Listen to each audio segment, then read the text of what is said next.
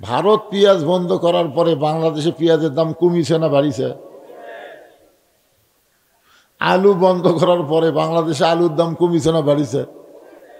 চিনি বন্ধ করার পরে চিনির দাম কমিছে না বাড়িছে? তার মানে কি বুঝলেন? অনেকেই মনে করে আমাদের কিছু আফসোস লীগ আছে, আফসোস লীগ, গুজব লীগ, হতাশা লীগ, আর মনে করে এইবারে বুঝবি ঠেলা, ভারত বর্ডার বন্ধ করে দিছে, এখন না খায় মরবি। আয় হায় রে, খাওয়ানোর মালিক কে? এক বাক্যে বলা লাগবে, খাওয়ানোর মালিক কে? আমা মিন দাব্বাতিন ফিল আরদি ইল্লা আলাল্লাহি রিজকুহা। পৃথিবীতে এমন কোন বিচরণশীল প্রাণী নাই যার রেজেকের ব্যবস্থা আল্লাহ করে না। সুবহানাল্লাহ। তাহলে ওই ঘরের মালিক আল্লাহ, ওই আল্লাহর ইবাদত মানে এক নম্বর ইবাদতের নাম হলো নামাজ। যেখানে এক নম্বর ইবাদতের নাম কি? এই জন্য আল্লাহ বলেছেন আল্লাযীনা ইম্মাক্কান্নাহুম ফিল আরদ। মুসলমানের মধ্যে কাউকে যখন ক্ষমতার চেয়ার দেওয়া হবে তার এক নম্বর দায়িত্ব হলো আকামুস সালাত, নামাজ কায়েম করা। আপনারা বলেন তো, বর্তমানে যত দল সামনে নির্বাচনে আসবে, কোন দলকে ভোট দিলে ওই দল ক্ষমতার চেয়ারে পায় নামাজ কায়েম করবে? এই দল কিন্তু আপনাকে বোঝা লাগবে। সবাই আসবে তাই বলে আমার ভোট আমি দিব, যাকে খুশি তাকে দিব, এটা হলো স্বৈরাচারী কথা। আমার ভোট আমি দিব, দেখে শুনে বুঝে দিব। জোরেখন কথা ঠিক কিনা? যাকে খুশি তাকে আপনি দিতে পারেন না। আপনি যদি মুসলমানের বাচ্চা মুসলমান হন, আপনার ইচ্ছা মতো ভোট দিতে পারবেন না, আল্লাহর ইচ্ছা মতো দেওয়া লাগবে। জোরেখন কথা কথা বলেন। এই স্বৈরাচারী কথা কে শিখাইছে? তাহলে আপনি বাসত চড়েন, সেটা জানলাতে হাত বাড়ি করে বলবেন আমার হাত আমি রাখবো, যেখানে খুশি সেখানে রাখবো। এইটা জানলাতে হাত বাড়ি করে দেন তো দেখি কত বড় মরক। শেরপুর পাওয়ার আগে হাসপাতাল যাওয়া লাগবে। জোরে কোন কথা ঠিক কিনা? একটা স্লোগান মারলো আর আপনার সমানে হো হো মেরে দিলেন। ইন্নাল্লাহা ইয়ামুরুকুম আন তুআদ্দুল আমানাতি ইলা আহলিহা ওয়া ইযা হাকামতুম বাইনান নাস আন তাহকুমু বিল আদল। আল্লাহু আকবার। তাহলে এক নম্বর নামাজ। যেখানে এক নম্বর কি? আল্লাহর ইবাদতের মধ্যে এক নম্বর হলো নামাজ। 5 ওয়াক্ত নামাজের ভিতরে আবার সবচাইতে গুরুত্বপূর্ণ নামাজ হলো ফজরের নামাজ। খুব খেয়াল করবেন, আপনাদের কোন নামাজ বেশি মিট যায় এটাই তো গুরুত্বপূর্ণ। ফজরের নামাজ কেউ যদি বাড়িতে পড়ে তাও মুনাফিক। দেখছেন, আপনি যদি ফজর নামাজ বাড়ির ল্যাপট থেকে বাইরে হয়ে কোনো মধ্যে পানি গরম করে উজু করে ওরে বাবারে কয়ে কাছেই যদি ঢক ঢক করে মারেন, রাসূল বলেছেন মুনাফিক ছাড়া ফজরের নামাজ জামাত মিস করে না। তাহলে ফজরের নামাজ কোথায় পড়া লাগবে? জামাতে, মসজিদে পড়া লাগবে। নবী হলেন ইমাম, সাহাবীরা মুসল্লি। 2 ওয়াক্ত নামাজের পরে আল্লাহ নবী সাহাবীর দিকে মুখ ঘুরে বসতেন। 2 ওয়াক্ত নামাজের পর। কয় ওয়াক্ত? যে নামাজের পরে কোনো সুন্নত নাই, নফল নাই। এই 3 ওয়াক্ত নামাজের পরে কিন্তু সুন্নত নফল আছে, আছে না নাই? জোহরের পরে সুন্নত নফল আছে না নাই? মাগরিবের পরে আছে না নাই? এশার পরে আছে না নাই? কিন্তু ফজরের পরে, আসরের পরে নাই কেন? আপনার বলেন তো, 3 ওয়াক্তর পরে আছে, এই 2 ওয়াক্তর পরে নাই কেন? না জানলে কবেন জানি না। এই জানি না করলেই তো জানবার পারবেন, ঠিক কিনা বলেন? হ্যাঁ,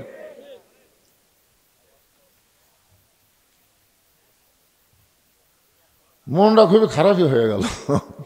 আমি কয়েকদিন আগে শর্ট দিকে মাহফিল করলাম দিনের বেলা, মনে করেছিলাম পার্টিটা পড়া সেই মানুষ হবে। হায় হায়, আজকে এমন ঠান্ডা হচ্ছে ভাই,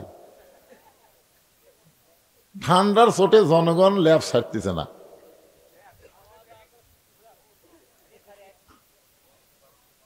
আরে এবারে বেড়া কে ঘুর ঘুর করে রে, ভিতরে আইবা। লিল্লাহে তাকবীর। আপনারা আগে যা দিছেন আজকে একটু ডবল জোরে দেন, বুঝলেন? জনগণ বুঝবে হুজুর একলা না রে, লোক আছে না, লোক আছে না নাই?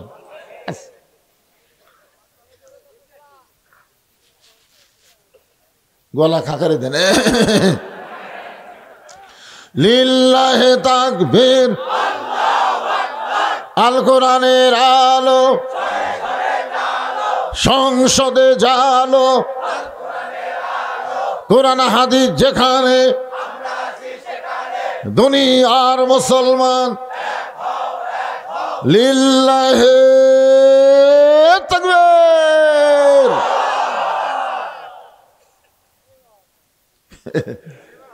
শীত কমতেছে না? ইনশাল্লাহ কমে যাবে।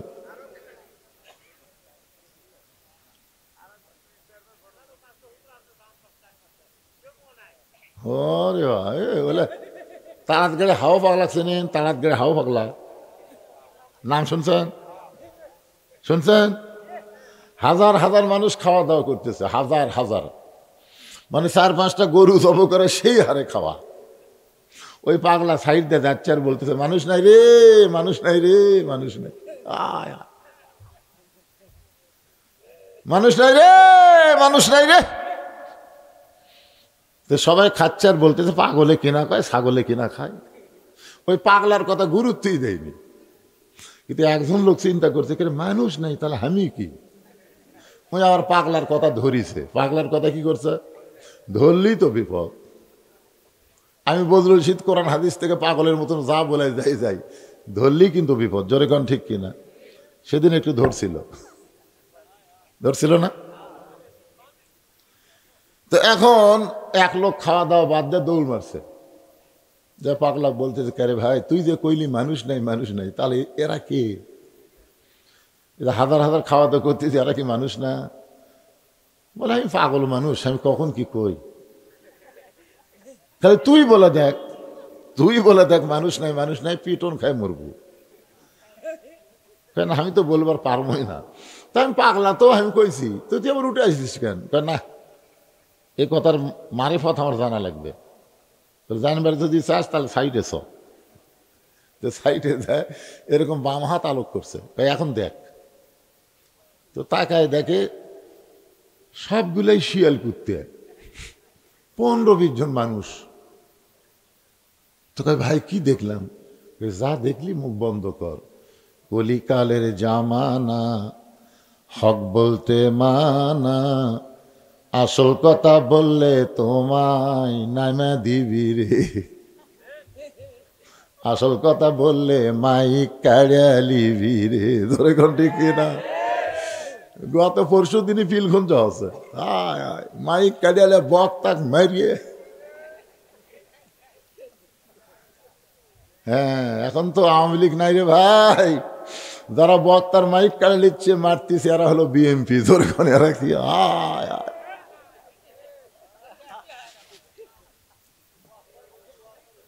ওয়াজ করেন কি রে? গোটা বাংলাদেশ ওয়াজ মারতেছি, তোকে বগুড়াতে আসলি বাজে? প্রতিদিন ইউটিউব খুলে দেখো তো কুটি ওয়াজ করতেছি, গোটা বাংলাদেশ সব জায়গায়। বগুড়াতে তো বাজে কে?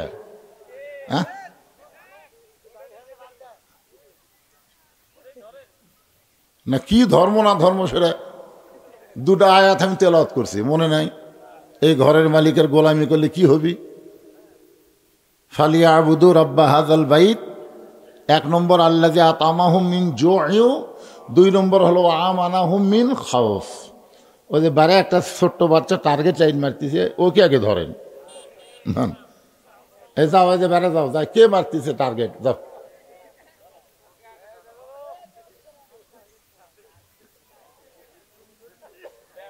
এখন আপনারা বলেন যে সবগুলাই শিয়াল কুত্তা, 15-20 জন মানুষ, কারণ কি?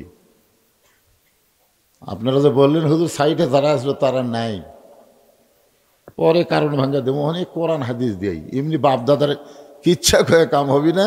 এ কোরআন যদি আপনাদের বলে, কোরআনের বিরুদ্ধে যান করে পারবেন? وَنُنَزِّلُ مِنَ الْقُرْآنِ مَا هُوَ شِفَاءٌ وَرَحْمَةٌ لِّلْمُؤْمِنِينَ।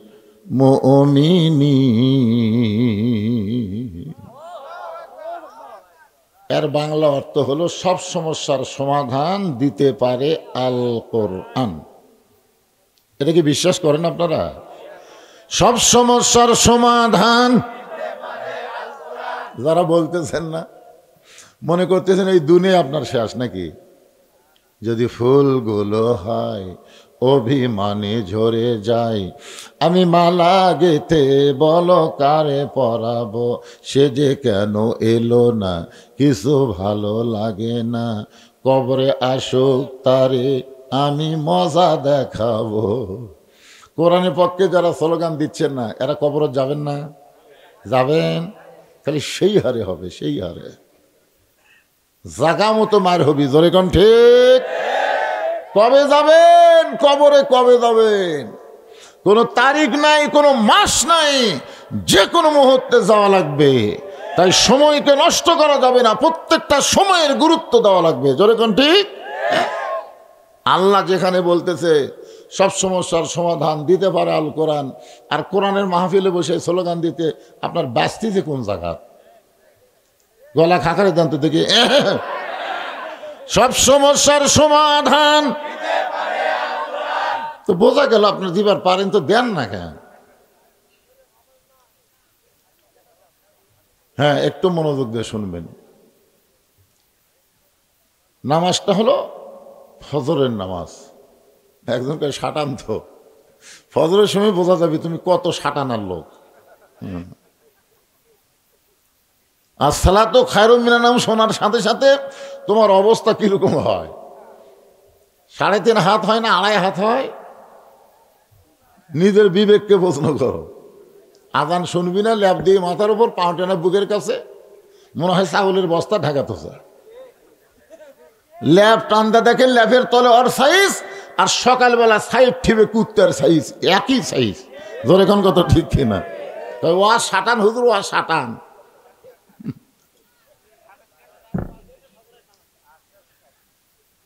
তো এখন আল্লাহ নবী 2 ওয়াক্ত নামাজের সালাম ফেরায় সাহাবীর দিকে মুখ ঘুরাই। কোন নামাজ? একটা ফজর, একটা হলো আসর। ফজরের পরে সূর্য উদয়ের আগে কোনো সুন্নত নফল নাই। আসরের পরে সূর্য অস্ত যাওয়ার আগে কোনো সুন্নত নফল নাই। ফজরের পরে নবী আলোচনা করেন। আল্লাহ রাসূল ফজরের নামাজের পরে সাহাবীদেরকে নিয়ে আলোচনা করেন। যখন কি করেন? আর আসরের নামাজের পরে রাসূল বয়ান করেন। বয়ান তাবলিগি বয়ান। বয়ান বোঝেন? অল্প সময়ের মধ্যে গুরুত্বপূর্ণ ফজিলতের কিছু কথা, এগুলো কথা রাসূল আসরের পরে বলতেন। সুবহানাল্লাহ বললে কত লাভ, আলহামদুলিল্লাহ বললে কত নেকি, এইগুলো কথা রাসূল বলতেন আসরের পরে। আর ফজরের নামাজের পরে কোনো সওয়াবের কথা বলতেন না। যে কোনো সময় মক্কার কাফেরা মদিনা আক্রমণ করতে পারে, এখন মদিনা রক্ষা করতে গেলে তোমরা দোয়া দিয়া করবা, দরুদ দিয়া করবা, না ওদের সাথে যুদ্ধ করবা, এই বিষয়ে রাসূল আলোচনা করতেন। আমার কথা কি বুঝলেন? আল্লাহ রাসূল ফজরের নামাজের সালাম ফিরাইয়া সাহাবীর দিকে মুখ ঘুরায় যখন আলোচনা শুরু করবেন, এমন সময় একজন সাহাবী দাঁড়িয়ে রাসূলকে সালাম দিলেন। আল্লাহর নবী যখন আলোচনা শুরু করবেন, এমন সময় একজন সাহাবী দাঁড়ায় রাসূলকে সালাম দিলেন। আপনারা বলেন তো, আমি যখন ওয়াজ শুরু করছি, এমন সময় একজন যদি দাঁড়ায় বলে হুজুর আসসালামু আলাইকুম, এটা কি আদবি না বেদবি? বেদবি না? নবী তাকায় দেখে যে সাহাবী সালাম দিয়েছে সে হচ্ছে আল্লাহর নবীর ডবল জামাই। মানে যাই সালাম দিয়েছে তুইয়া মুইয়া না, নবীর আবার ডবল জামাই। এখন জামাই যদি বেয়াদবি করে শ্বশুর ধরবার পারায়? কথা কন না কেন? অনেক জামাই বেয়াদব আছে না নাই? আল্লাহ নবী বলেন, বাবা ওসমান, ফজরের নামাজের পর আমি নবী যখন আলোচনা শুরু করতে চাই, এমন সময় তোমার সালাম দেওয়ার কারণ কি? ওসমান গনি বললেন, আসসালামু কবলাল কালাম, কোনো কথাবার্তা বলার আগেই দেওয়া লাগবে সালাম। হুজুর আপনার সাথে যদি আমি কোনো কথা বলি, সে কথা বলার আগে কি দেওয়া লাগবে? এ কথা কে বলেছে? আল্লাহ রাসূল বলেছেন। আল্লাহ রাসূল বলেছেন আসসালামু ক্বাবলাল কালাম, কোনো কথাবার্তা বলার আগেই দেওয়া লাগবে সালাম। সালাম দিয়া তারপরে কথা শুরু।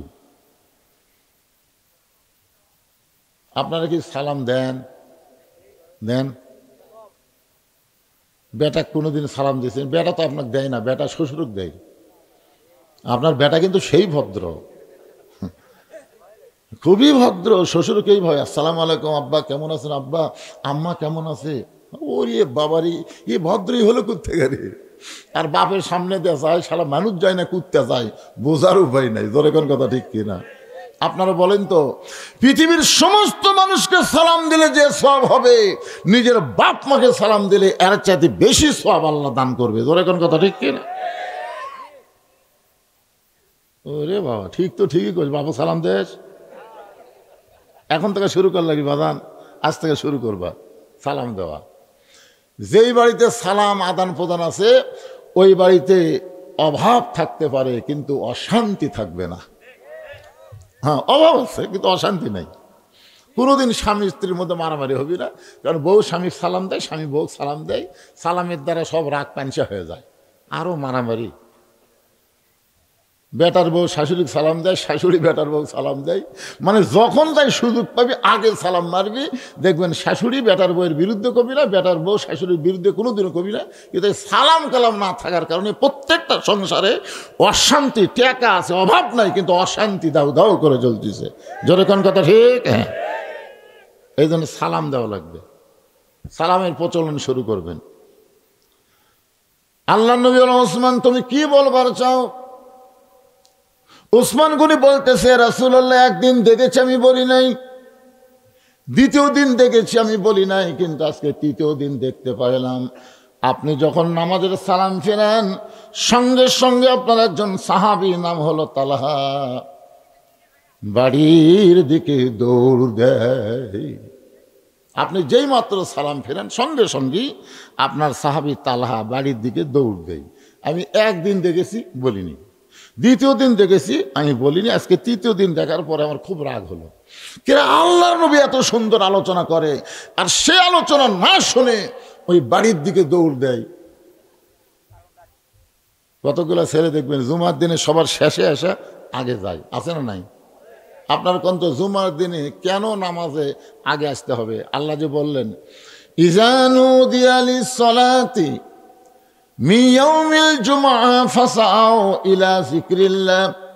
জুমার নামাজের আজান দেওয়ার সঙ্গে সঙ্গে জোরে জোরে মসজিদে আসতে হবে। সর্বপ্রথম যেই ব্যক্তি মসজিদে ঢুকবে আজান দেওয়ার পরে 3 মিনিটের মধ্যে, কয় মিনিট? 3 মিনিটের মধ্যে যারা মসজিদে ঢুকবে জুমার দিন, আল্লাহ তার আমল নামায় একটা উট কুরবানি সব দিবি। খালি সুবহানাল্লাহ করলে হবে না, ঢোকা লাগবি। 5 মিনিটের মধ্যে যারা মসজিদে ঢুকবে আল্লাহ তাদের আমল নামে একটা গরু কুরবানি সব দিবে। 10 মিনিটের মধ্যে যারা ঢুকবে একটা ছাগল কুরবানি সব পাবে। এরপরে যারা ঢুকবে তারা আর কুরবানির মধ্যে নাই, তারা ডিম মুরগি দান করা সব পাবে। আপনার কোনটা? সুবহানাল্লাহ, ডিম মুরগিত না উঠোত? উঠোত। যে কাজ কাম লাগছে, আলু বান্ধার কাম লাগছে, আর জুমার দিন ওলা খেয়াল আছে। ইজানুদি আলী সালাম ইয়াউমিল জুমআ ফাসআউ শব্দের অর্থ হলো হাঁটাও না দৌড়ানো না, মাঝখানে, মানে হাঁটা দৌড়ানো মাঝখানে। ডায়াবেটিস রোগী হলে যেরকম হাঁটে না, ওই রকম জোরে জোরে মসজিদে যাওয়া লাগবে। হুকুম কার? জুমার নামাজ পড়া কিন্তু কারিবুল ফরজ। জুমার নামাজ পড়া হলো কারিবুল ফরজ, ফরজের নিকটবর্তী, কিন্তু ফরজ না। আর আজান দেওয়ার সঙ্গে সঙ্গে মসজিদে যাওয়া হলো ফরজ। কারণ এটা কার কথা? নবীর কথা না আল্লাহর কথা? তো আল্লাহর কথা মানা কি? তাহলে জুমার নামাজের আজান দেওয়ার সাথে সাথে মসজিদে যাওয়া কি? আপনারা যান? কথা কয় না রে বা। আচ্ছা, কি জন্য কোন তো যে জুমার নামাজের আজান দেওয়ার সাথে সাথে মসজিদে যাওয়া ফরজ কেন? খুতবা সেরে কি শুনবেন? আরবি না বাংলা? কিসের আরবি? বোঝেন আরবি? আরবি শুনবি? বাংলায় যে বক্তব্য দিবে যে হাসিনার পতন হলো, বাংলাদেশ স্বাধীন হলো, সিরিয়ারা আবুল বাশার পলায় গেল, সিরিয়া স্বাধীন হলো, মিশর অতি সত্তর স্বাধীন হবে, ফিলিস্তিন আল্লাহ বাংলাদেশ, ফিলিস্তিন আল্লাহ মুসলমানকে দিয়ে দিবে। ধরে কারণ সুবহানাল্লাহ। এই গুরুত্বপূর্ণ বিষয়ের উপরে ইমাম বক্তব্য দিবে, শ্রোতারা শুনবে, আর সাইজ হবে। কি হবে? ভারত যতই চেষ্টা করুক বাংলাদেশের কোনো ক্ষতি করতে পারবে না। যদি কিছু করবার আসে তাহলে মুসলমানের করণীয় কি, এই বিষয়ের উপরে জুমার দিনে ইমাম সাহেব বক্তব্য দিবে। যদি ইমাম না দেয় সেটা ভিন্ন কথা, কিন্তু বর্তমান প্রেক্ষাপটকে নিয়ে অবশ্যই প্রতি জুম্মায় ইমামকে বক্তব্য দেওয়া লাগবে। জনগণ ঠিক কিনা বলেন? ওসমান গনি বললেন, ইয়া রাসূলুল্লাহ, আপনি যেই মাত্র সালাম ফিরেন সঙ্গে সঙ্গে বাড়ির দিকে দৌড় দেয়। যিনি অভিযোগ করেছেন ওসমান গনি তিনি হলেন ৩ নম্বর, আর যার বিরুদ্ধে অভিযোগ করেছে তিনি হলেন ৭ নম্বর। কি বুঝলেন? যিনি অভিযোগ করেছে ওসমান গনি তিনি কয় নম্বর? কিসের ৩ নম্বর? জান্নাতের ৩ নম্বর। আবু বকর, ওমর, ওসমান কয় নম্বর? আর যার বিরুদ্ধে অভিযোগ করছে তিনি কয় নম্বর? আবু বকর, ওমর, ওসমান, আলী, আব্দুর রহমান ইবনে আওফ, জুবাইর, তালহা। এ কয় নম্বর? ৭ নম্বর। মানে ২ জনই আশারে মুবাশশারা। ২ জনকেই আল্লাহ দুনিয়াতে জান্নাতের সার্টিফিকেট দিয়েছে। এই দুনিয়াতে কয়জনকে দিছে? ১০ জনকে। তার মধ্যে যিনি অভিযোগ করেছে তিনি হলেন ৩ নম্বর, যার বিরুদ্ধে করেছে তিনি হলেন ৭ নম্বর। আল্লাহ নবী কিছুক্ষণ মাথা নিচু করে থাকলেন,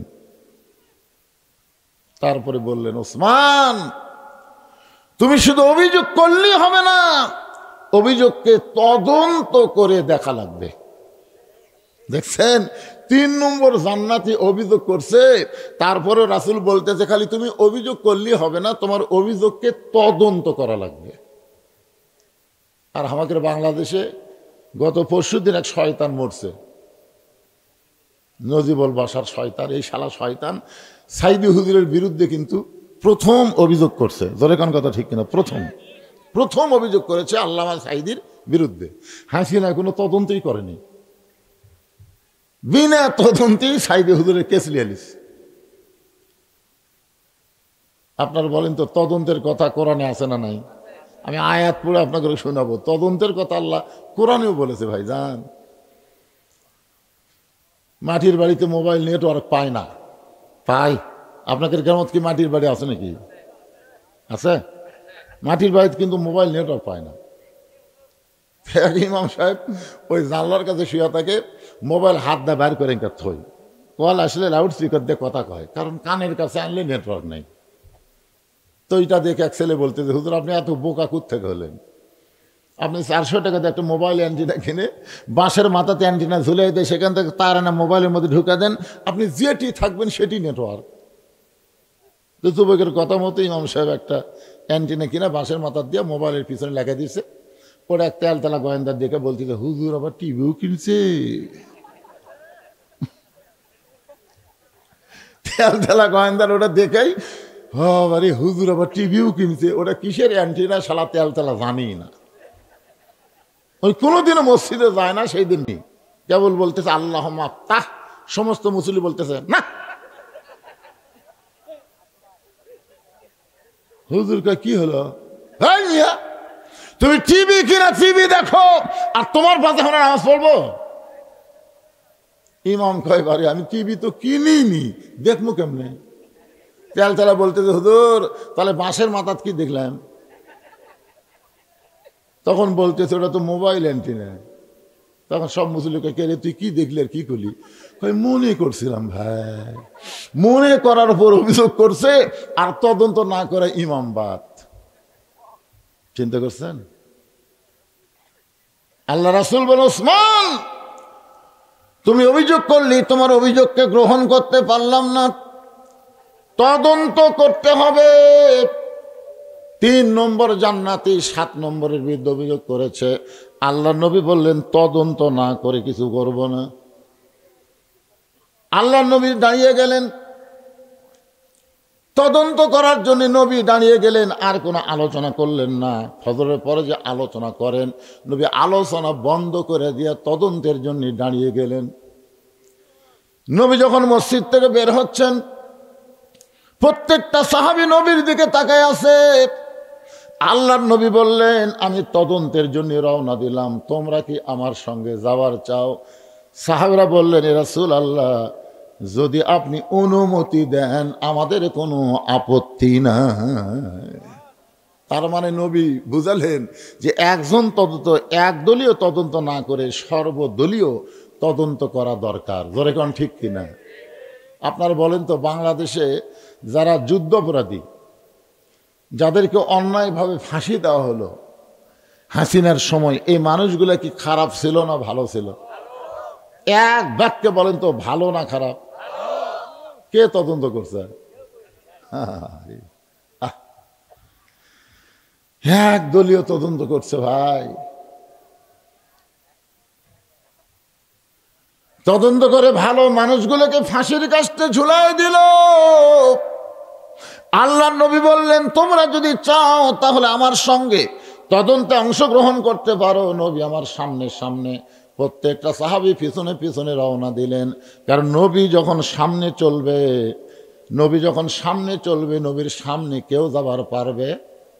কোরআনে আল্লাহ বলেছেন, আমার নবী যখন কথা বলবে, নবীর মুখের ওপর কেউ কথা বলতে পারবে না। নবী যখন রাস্তা চলবে, নবীর সামনে কেউ রাস্তা চলবে না। বর্তমানে বাংলাদেশে কোনো নবী নাই, কোনো আলেম ওলামা যদি আপনারা দেখেন রাস্তায় চলতেছে, যদি আপনি সামনে চলেন, আলেমকে দেখার সঙ্গে সঙ্গে যদি মনে করেন এখন তো আর নবী নাই, আল ওলামা ওয়ারাসাতুল আম্বিয়া, আলেমরা হলো নবীদের ওয়ারিস, আমি হুজুরের সামনে যাব না, দরকার হলে হুজুরের পিছনে পিছনে যাব। রাসূল বলে, একটা আলেমকে সম্মান করে আলেমের পিছনে যদি 2টা কদম তুমি হাঁটতে পারো, আল্লাহ খুশি হয়ে তোমাকে 2টা জান্নাতের মালিক করে দিবে।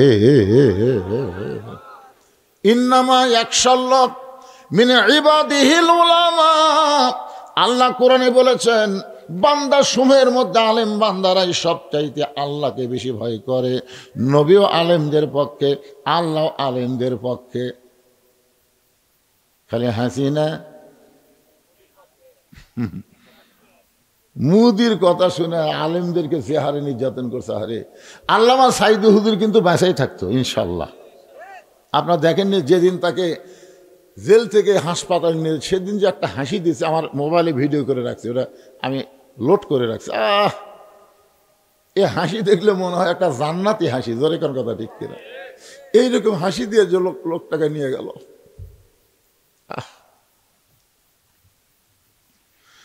জেলখানার মধ্যে তাকে হত্যা করা হলো, যার কারণে বাংলার প্রত্যেকটা মুসলমান বিশ্বাস করে আল্লামা সাইদি তুমি মরনি, শহীদ হয়েছ, আমরা এটাই মানি। আপনারা বলেন তো, উনি মারা গেছে, ওনাকে হত্যা করা হয়েছে। আর আল্লাহ রাস্তায় যখন কাউকে হত্যা করা হয়, আল্লাহ কোরআনে বলেন, ওয়ালা তাকুলু লিমান ইউকতালু ফি সাবিলিল্লাহি আমওয়াতুন বাল আহইয়াউ ওয়ালাকিন লা তাশউরুন। সবাই জবান খুলে আল্লাহু আকবার। আল্লাহ রাস্তায় যাদেরকে হত্যা করা হয় তাদেরকে তোমরা মৃত্যু বলো না, আমি আল্লাহ বলতেছি তারা জীবিত। এখন সাইদি হুজুরকে আপনারা গুরুত্ব দিচ্ছেন না, 100 বছর পর আবু হানিফা রহমতুল্লাহ আলাইয়ের মতন সাইদি হুজুরকেও মানুষ গুরুত্ব দিবে। দরকার ঠিক কিনা? আবু হানিফা রহমতুল্লাহ আলাইকে কিন্তু 20 খিলা মারছে জেলের মধ্যে। কি খিলা? কথা কয় না। সাইদি হুজুরকে পয়জন করে, একই অবস্থা। মনে করতেছেন সেই সময় আবু হানিফাকে মানুষ মনে রাখেনি। এখন কোটি কোটি মুসলমান হানাফি মাযহাব অনুসরণ করে। জোরে কোন কথা ঠিক কিনা ভাইজান? এই ভালো মানুষকে কোনোদিন হত্যা করে শেষ করা যায় না, তারা কিয়ামত পর্যন্ত অমর থাকে। হোসাইন কিয়ামত পর্যন্ত থাকবে, কিন্তু ইয়াজিদ আছে আছে। আপনাকে গোটা ইউনিয়ন খুঁজে দেখেন তো একটা ইয়াজিদ পাবেন, ইয়াজিদ। কিন্তু প্রত্যেকটা পাড়ায় পাড়ায় হোসাইন আছে না নাই? হক কথা জোরে বলা লাগবে, আছে না নাই?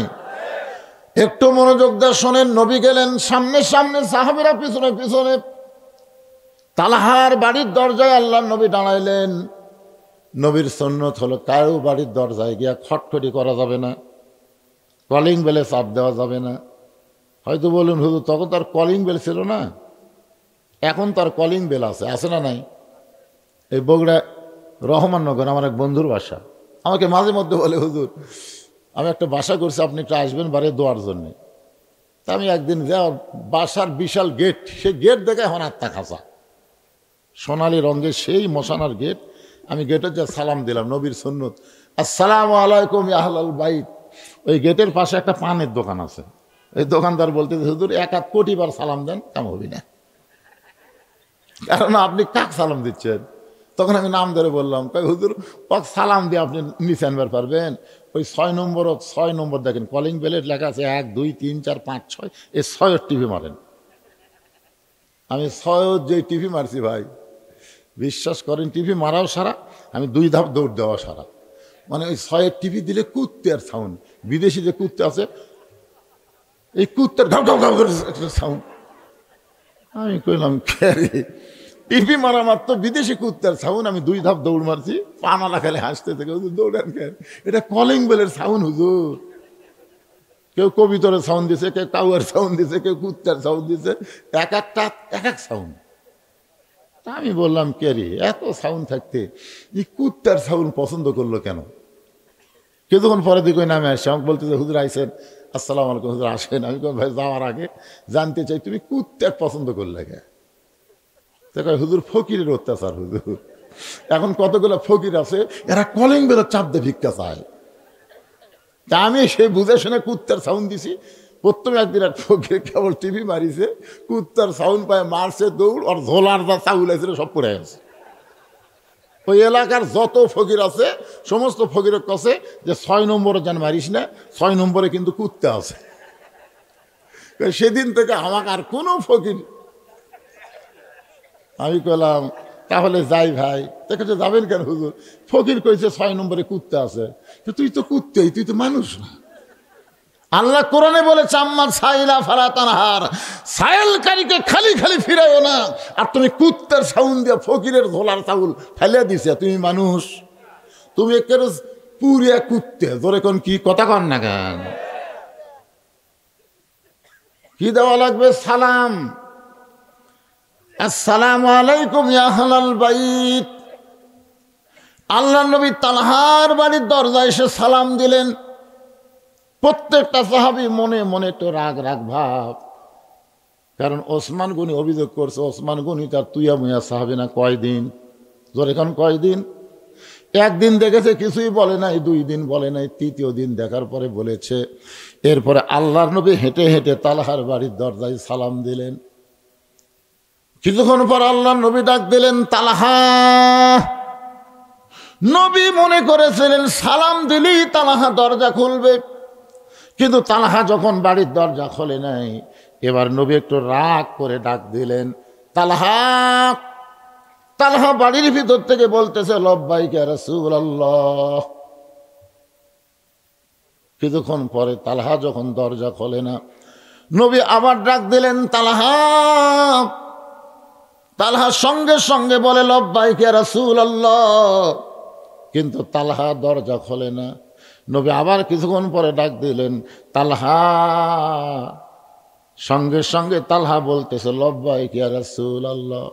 3বার নবী ডাক দিলেন, প্রত্যেকবারে লব্বাইক ইয়া রাসূলুল্লাহ বললেন, কিন্তু দরজা খোলে না। ওমর ফারুক সাহাবীদের মধ্যে সবচাইতে গরম সাহাবীকে? কথা কয় না। আচ্ছা, ওমর যদি সবচাইতে গরম হয়, তাহলে সবচাইতে নরম কে? হ্যাঁ, এটা আপনারা জানেন। এর আগে আপনাদের শুনেছি সবচাইতে নরম হলো আবু বকর, সবচাইতে গরম হলো উমর, সবচাইতে ধনী হলো ওসমান, সবচাইতে জ্ঞানী হলো আলী। তাহলে চারজন কয় নম্বর? চারজনই কিন্তু 1 নম্বর। ওমর ফারুক আল্লাহ নবীর পায়ে হাত দিয়ে বললেন, ইয়া রাসূলুল্লাহ, আপনার জুতার পরশে আল্লাহর আরশ ধন্য হয়ে যায়, আপনার জুতার পরশে আল্লাহর আরশ ধন্য হয়ে যায়। আর আপনি তালহার বাড়ির দরজায় 3-3 বার তালহা তালহা বলে ডাকলেন, এরপরেও তালহা দরজা খোলে না, নিশ্চয়ই তালহা বেয়াদব হয়ে গেছে। আপনার বলেন তো ওমর ফারুক কথাটা কি মিথ্যা কইছে? হ্যাঁ করেন বারে মিথ্যা। কি কথা কইছে? যে আপনার জুতার পরশে আল্লাহর আরশ কি হয়েছে, যেখান থেকে 70,000 পর্দা, ফেরেশতা জিবরাইলকে আল্লাহ যেখানে ব্রেক করে দিলেন, জিবরাইল আর এক ধাপ সামনে আসলে তোমার অস্তিত্ব পুড়ে হবে ছাই। এখান থেকে নবী একলা আসবে, নবীর সঙ্গে আর কেউ আসতে পারবে না। নূরের পর্দার মধ্যে আল্লাহ নবী যখন ঢুকতেছে, এমন সময় জিবরাইল বলে, ইয়া রাসূলুল্লাহ, যেই জায়গার মধ্যে আমি জিবরাইলকে আল্লাহ অ্যালাউ করলো না, আপনি সেই জায়গায় যাচ্ছেন। আপনি জমজমের কূপের পানি দিয়ে ওযু করার সময় আপনার পায়ে যে জুতা জোড়া আছে, এই জুতা কি আপনি পায়ে দিয়েই যাবেন না জুতা খুলবেন? নবী বলছে, জিবরাইল ভাই, আল্লাহর সঙ্গে মেরাজ করতে এসে আমার জুতা খোলার কথা মনেই নাই। তুমি যখন মনে করে দিলে, উপর হয়ে নবী যখন পায়ের জুতা খুলতে যাবেন, এমন সময় আরশ থেকে আওয়াজ আসলো, নবী গো, জিবরাইল আপনাকে চিনে না, যার কারণে জুতা খুলতে কয়। আমি আল্লাহ আপনাকে চিনি, আমার আরশে আজিম দামি হতে পারে, কিন্তু আপনার জুতার চাইতে দামি নয়। লিল্লাহু তাকবীর। আমার আরশে আজিম দামি হতে পারে, কিন্তু আপনার জুতার চাইতে দামি নয়। ওমর ফারুক বলে, রাসূলুল্লাহ, আপনার জুতার পরশে আল্লাহর আরশ ধন্য হয়ে যায়। আর সেই নবী তালহার বাড়ির দরজায় 3-3 বার তালহা তালহা বলে ডাকলেন, প্রত্যেকবারই লব্বাইক লব্বাইক বলল, কিন্তু এখন পর্যন্ত দরজা খুলল না, নিশ্চয় তালহা বেয়াদব হয়ে গেছে।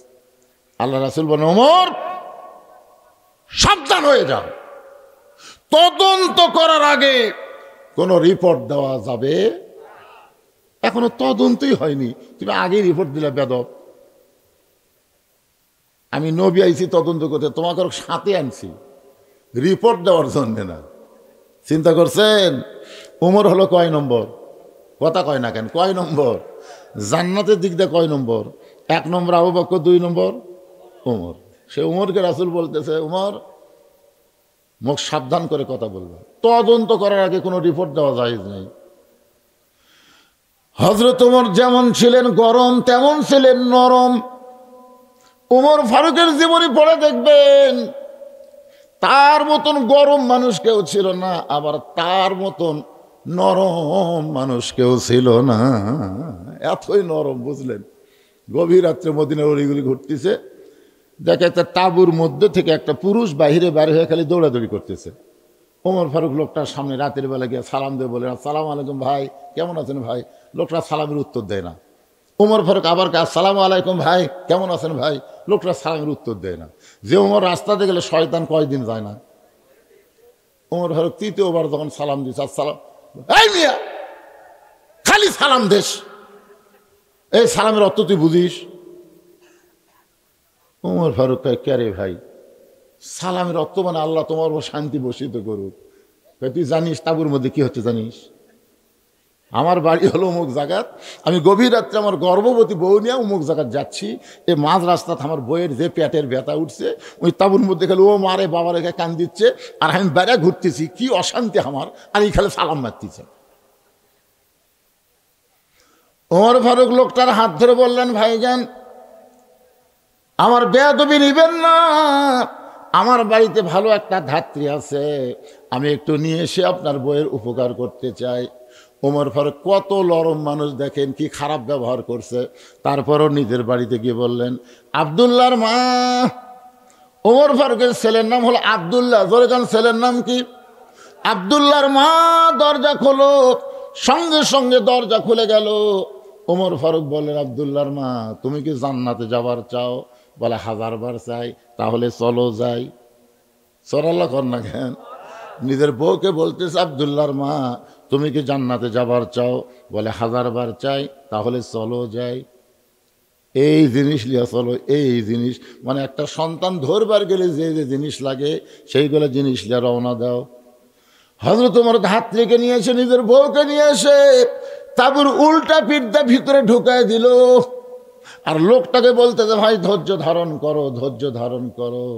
লোকটা বলতেছে, তুমি তো সেই ব্যক্তি যে পর পর 3 বার আমারে সালাম দিছা, আমি সালামের উত্তর না দিয়া তোমার সঙ্গে খারাপ ব্যবহার করলাম, তারপরেও তুমি আমাকে কত সুন্দর বলতেছো ধৈর্য ধরো। এমন সময় তাঁবুর ভিতর থেকে আওয়াজ আসতেছে, ইয়া আমিরুল মুমিনিন, আপনার বন্ধুকে বলেন তার বিবিও সুস্থ আছে, সন্তানও সুস্থ আছে। যেই বলছে আমিরুল মুমিনিন আপনার বন্ধুক বলেন, ওই লোকের তখন অবস্থা কি? হায় হায় হায় হায়, আপনি হযরত ওমর, আয় আয়, আপনি রাস্তাতে গেলে শয়তান 40 দিন যায় না, আর সেই লোকটার সঙ্গে এত খারাপ ব্যবহার করলাম, আমারে আপনি শাস্তি দেন। ওমর ফারুক চোখের পানি নিয়ে লোকটাকে বুকের মধ্যে নিয়ে বললেন, ভাইজান তুমি শুধু বলো, আমার দায়িত্ব আমি পালন করেছি। আমি যতদিন সাহাবী ছিলাম ততদিন আমি গরম ছিলাম, যেদিন থেকে মদিনার খলিফা হয়েছি সেদিন থেকে আমি আর গরম না, আমি নরমের চাইতেও বেশি নরম হয়ে গেছি। তাহলে হযরত ওমরের মধ্যে যেমন গরম ছিল তেমনই নরম ছিলেন। আল্লাহ রাসূল যেই মাত্র বলেন, ওমর সাবধান হয়ে কথা বলো, তদন্ত করার আগে কোনো রিপোর্ট দেওয়া যাবে না। ওমর ফারুক চিন্তায় পড়ে গেলেন, নবীর কাছে যদি কোনো বেয়াদবি হয়। এই ভয়ে হযরত ওমর তালহার বাড়ির চারিধার ঘোরা শুরু করলেন। এই বাড়ির মধ্যে এমন কি আছে? 3-3 বার নবী ডাক দিছে, এরপরও তালহার দরজা খোলে না। এই বাড়িটার মধ্যে আছে কি রে? বাড়িটার মধ্যে কি মজা আছে? আমি একটু পানি খাই, অসুবিধা আছে ভাইজান? ডায়াবেটিস তো একটু সমস্যা হচ্ছে। আর এমন গরম পানি দিছে,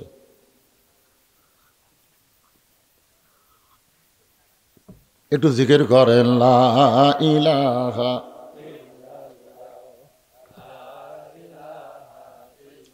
লা ইলাহা লা ইলাহা ইল্লাল্লাহু মুহাম্মাদুর রাসূলুল্লাহ। নবী 3 বার ডাকছে। কয়বার? প্রত্যেকবারই কি করছে? প্রত্যেকবারই জবাব দিছে। কিন্তু দরজা কেন খুললো না? এই বাড়িটা কেমন বাড়ি নিজের চোখে দেখার জন্য হযরত ওমর ঘুরে ঘুরে দেখতেছে।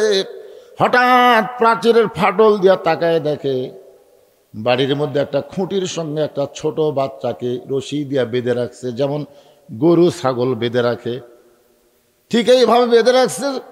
ওই বাচ্চাটা খালি বাবা বাবা বাবা বাবা বলে কাঁদতেছে। ওমর ফারুক চমকে গেল, এই কি মানুষ নাকি রে? কচি মাসুম বাচ্চাকে রশি দিয়ে বেঁধে রাখছে, আর বাচ্চাটা বাবা বাবা বলে কাঁদতেছে। এরপরও তালহা তারা সন্তানের রশি খুলে দেয় নাই। এই দৃশ্য দেখার পরে হযরত ওমর আল্লাহর নবীর কাছে এসে দাঁড়িয়ে গেছে। এমন সময় তালহা দরজা খুলেছে। সুবহানাল্লাহ বলে। আল্লাহ রাসূল বললেন, তালহা তোমার বিরুদ্ধে 1 নম্বর অভিযোগ হলো, পর পর 3 দিন ফজরের সালাম ফিরানোর সঙ্গে সঙ্গেই তুমি বাড়ির দিকে দৌড় দাও। 2 নম্বর অভিযোগ হলো, আমি নবী 3 বার তোমাকে ডাক দিলাম, প্রত্যেকবারই লব্বাইক বললা, কিন্তু দরজা খুলতে এত দেরি কেন করলা? এমন সময় ওমর ফারুক বলে, ইয়া রাসূলুল্লাহ, এই তালহার বিরুদ্ধে আমার একটা অভিযোগ আছে। রাসূল বলে, তোমার আবার কি অভিযোগ? বলে, বাড়ির চারিধার ঘুরতে গিয়ে ফাটল দিয়ে দেখতে পাই তালহা তার কচি মাসুম বাচ্চাকে রশি দিয়ে খুঁটির মধ্যে বেঁধে রাখছে। সঙ্গে সঙ্গে রাসূল বললেন, তালহা তাহলে সর্বসাকল্যে তোমার বিরুদ্ধে অভিযোগ হলো 3টা। ধরে বলেন কয়টা? 1 নম্বর অভিযোগ হলো সালাম ফিরানোর সঙ্গে সঙ্গে বাড়ির দিকে দৌড় দাও। 2 নম্বর অভিযোগ হলো, আমি নবী 3 বার তোমাকে ডাক দিলাম, প্রত্যেকবারই লব্বাইক বললা, কিন্তু দরজা খুলতে কেন দেরি করলে? তিন নম্বর অভিযোগ হযরত ওমর করেছে, তোমার কচি মাসুম বাচ্চাকে তুমি রশি দিয়া খুঁটির মধ্যে বেঁধে রাখছ। মাইকালে ভাই নাই, প্রতিদ্বন্দ্বী একটু বেশি হচ্ছে, দেখো তো কম যায় নাকি। আল্লাহ রাসূল বলেছেন বড়দেরকে সম্মান করো, রাসূলের হাদিস, বড়দের কি আর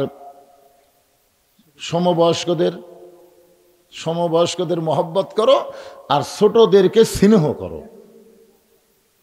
আমার কথা কি বুঝতে পারলেন? বড়দের কি করা লাগবে আর ছোটদের স্নেহ করা লাগবে, দয়া করা লাগবে। আপনারা বলেন তো, আল্লাহর নবী ছোট বাচ্চাদের যে দয়া করছে আমরা করবার পারবো? ঈদের দিনে নবী ইমামতি করবি, মাঠত যাচ্ছে সুন্দর কাপড় পরে, এমন সময় দেখে ইহুদির একটা বাচ্চা ধুলাত খালি গড়াগড়ি দিচ্ছে আর কান দিচ্ছে। ইহুদির বউ নবী নাকি, ওয়ামা আরসালনাকা ইল্লা রাহমাতাল লিল আলামিন। আল্লাহ তাআলা বলেছেন আমাদের নবীকে বিশ্ব জগতের কি রহমত। তো দেখি তো আয়াতটা সত্যি কিনা, এটা যাচাই করার জন্য মা লুকে আছে গাছের আড়ালে, আর বাচ্চাকে ফেলে দেখেছে ধুলার ভিতরে। ওই ছোট বাচ্চা খালি বাবা বাবা বলে কাঁদতেছে। সঙ্গে সঙ্গে নবী ঈদের দিনে কাপড়ের দিকে খেয়াল না করে ওই বাচ্চাকে খেয়াল করে ধুলা মাখা বাচ্চাকে বুকের মধ্যে নিয়ে কপালে একটা চুমা খায়, বলে বাবা তুমি শুধু এতিম না, আমি নবীও এতিম। শিশুকালে মইরা গেছে মা, গর্ভে থাকতে মরছে পিতা, আমি চোখে দেখলাম না। কে করিবে লালন পালন, কে দিবে সান্ত্বনা, এই দুনিয়ার বড় এতিম নবী ছিলেন একজনা। মাথার পাগড়ি দিয়া ইহুদির বাচ্চার গায়ের ধুলা যখন নবী মুছে দেয়, এমন সময় মা চিৎকার করে বলে, ও মুসলমানের নবী,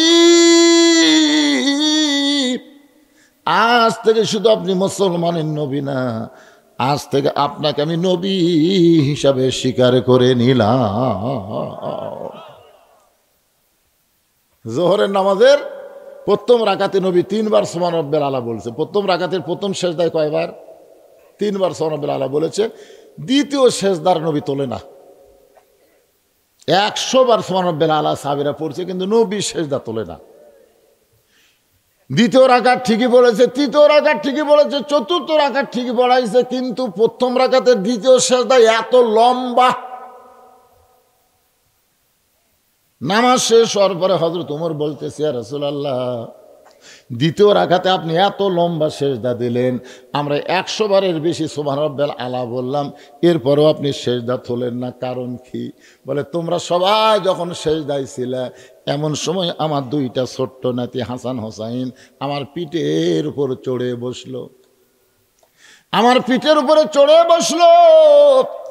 আমি যখন ওদের পিঠ থেকে নামাবার চাই, এমন সময় আল্লাহ বলে, হাবিব, হাসান হোসাইন আপনি নবী জানেন না, নানা মনে করে আপনার পিঠে বসে আছে, যতক্ষণ ওরা পিঠে থাকবে আপনি সেজদা থেকে মাথা তুলবেন না। সাহাবীরা রে, ছোট বাচ্চাদেরকে আমার আল্লাহ বড় ভালোবাসে। এই জন্যই বলা হচ্ছে কুল্লু মাউলুদুন ইউলিদু আলাল ফিতরা।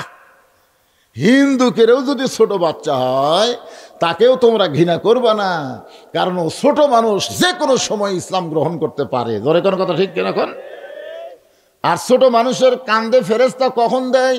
তোমার 2 কান্দে 2 মুহুরি লেখিতেছেন ডায়েরি, 2 কান্দে 2 মুহুরি লেখিতেছেন ডায়েরি, দলিল দেখে রায় দিবে, টাকা পয়সার নাই কারবার। আপনারা বলেন তো, কেরামান কাতিবিন এই ফেরেশতাকে আল্লাহ হওয়ার সাথে সাথে দেয় না। 10 বছর যখন আপনার ছেলের বয়স হবে, ঠিক তখন ওই ফেরেশতা 2টা আল্লাহ কান্দত বসে দিবি। কারণ 6 বছর থেকে নামাজের তালিম দাও, 10 বছর থেকে জোর করে নামাজ ধরাও। জোরে কোন কথা ঠিক কিনা ভাই? এরপরই তো লেখালেখি শুরু হয়ে যাবে। একটু মনোযোগ দেন, ছোট বাচ্চাদের নবী কত ভালোবাসেন।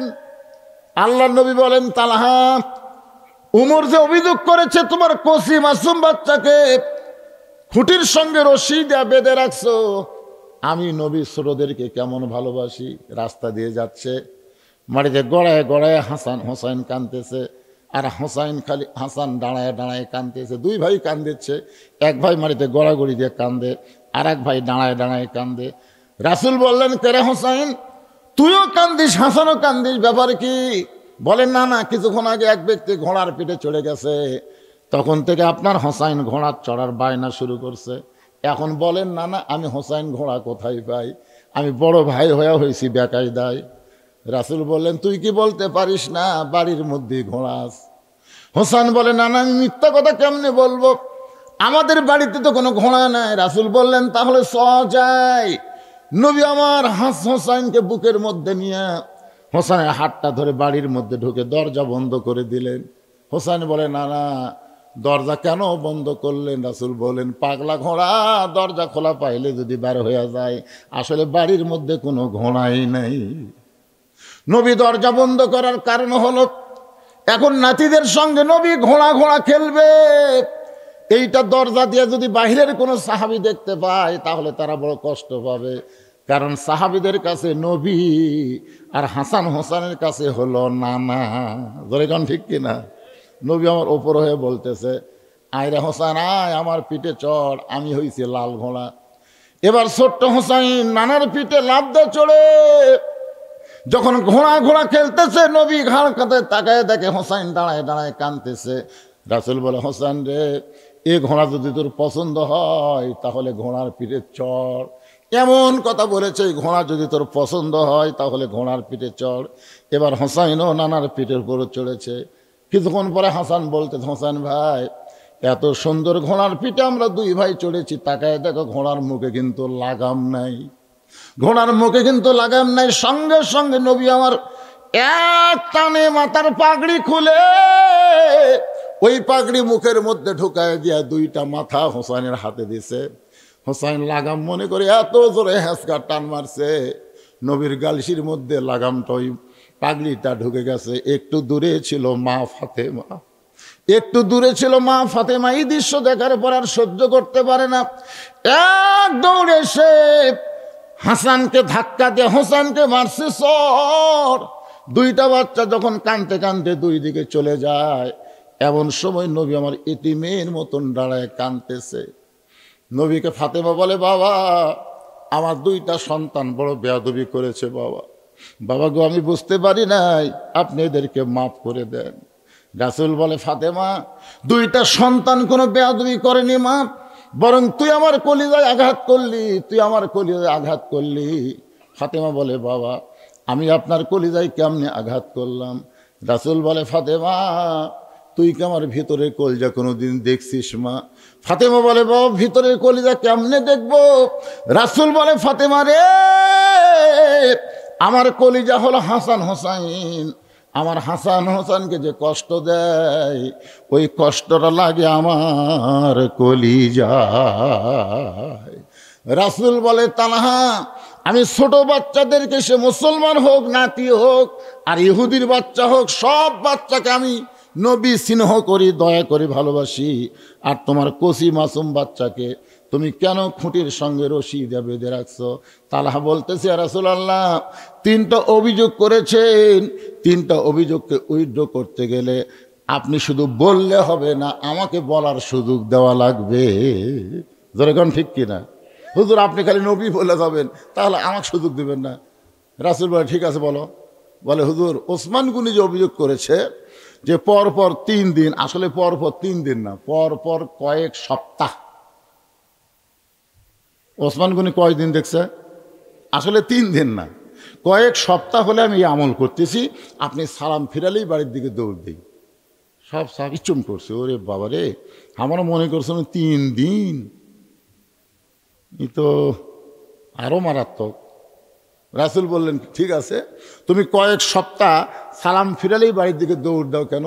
বলে, হুজুর, এই যে আমার গায়ে যে কাপড় দেখতেছেন, এই যে আমি যে কাপড় পরে দরজা খুলেছি, এই একটা কাপড় ছাড়া আমার বাড়িতে দ্বিতীয় কোনো কাপড় নাই যে কাপড় পরে আল্লাহ রাসূলের সামনে দাঁড়ান যায়।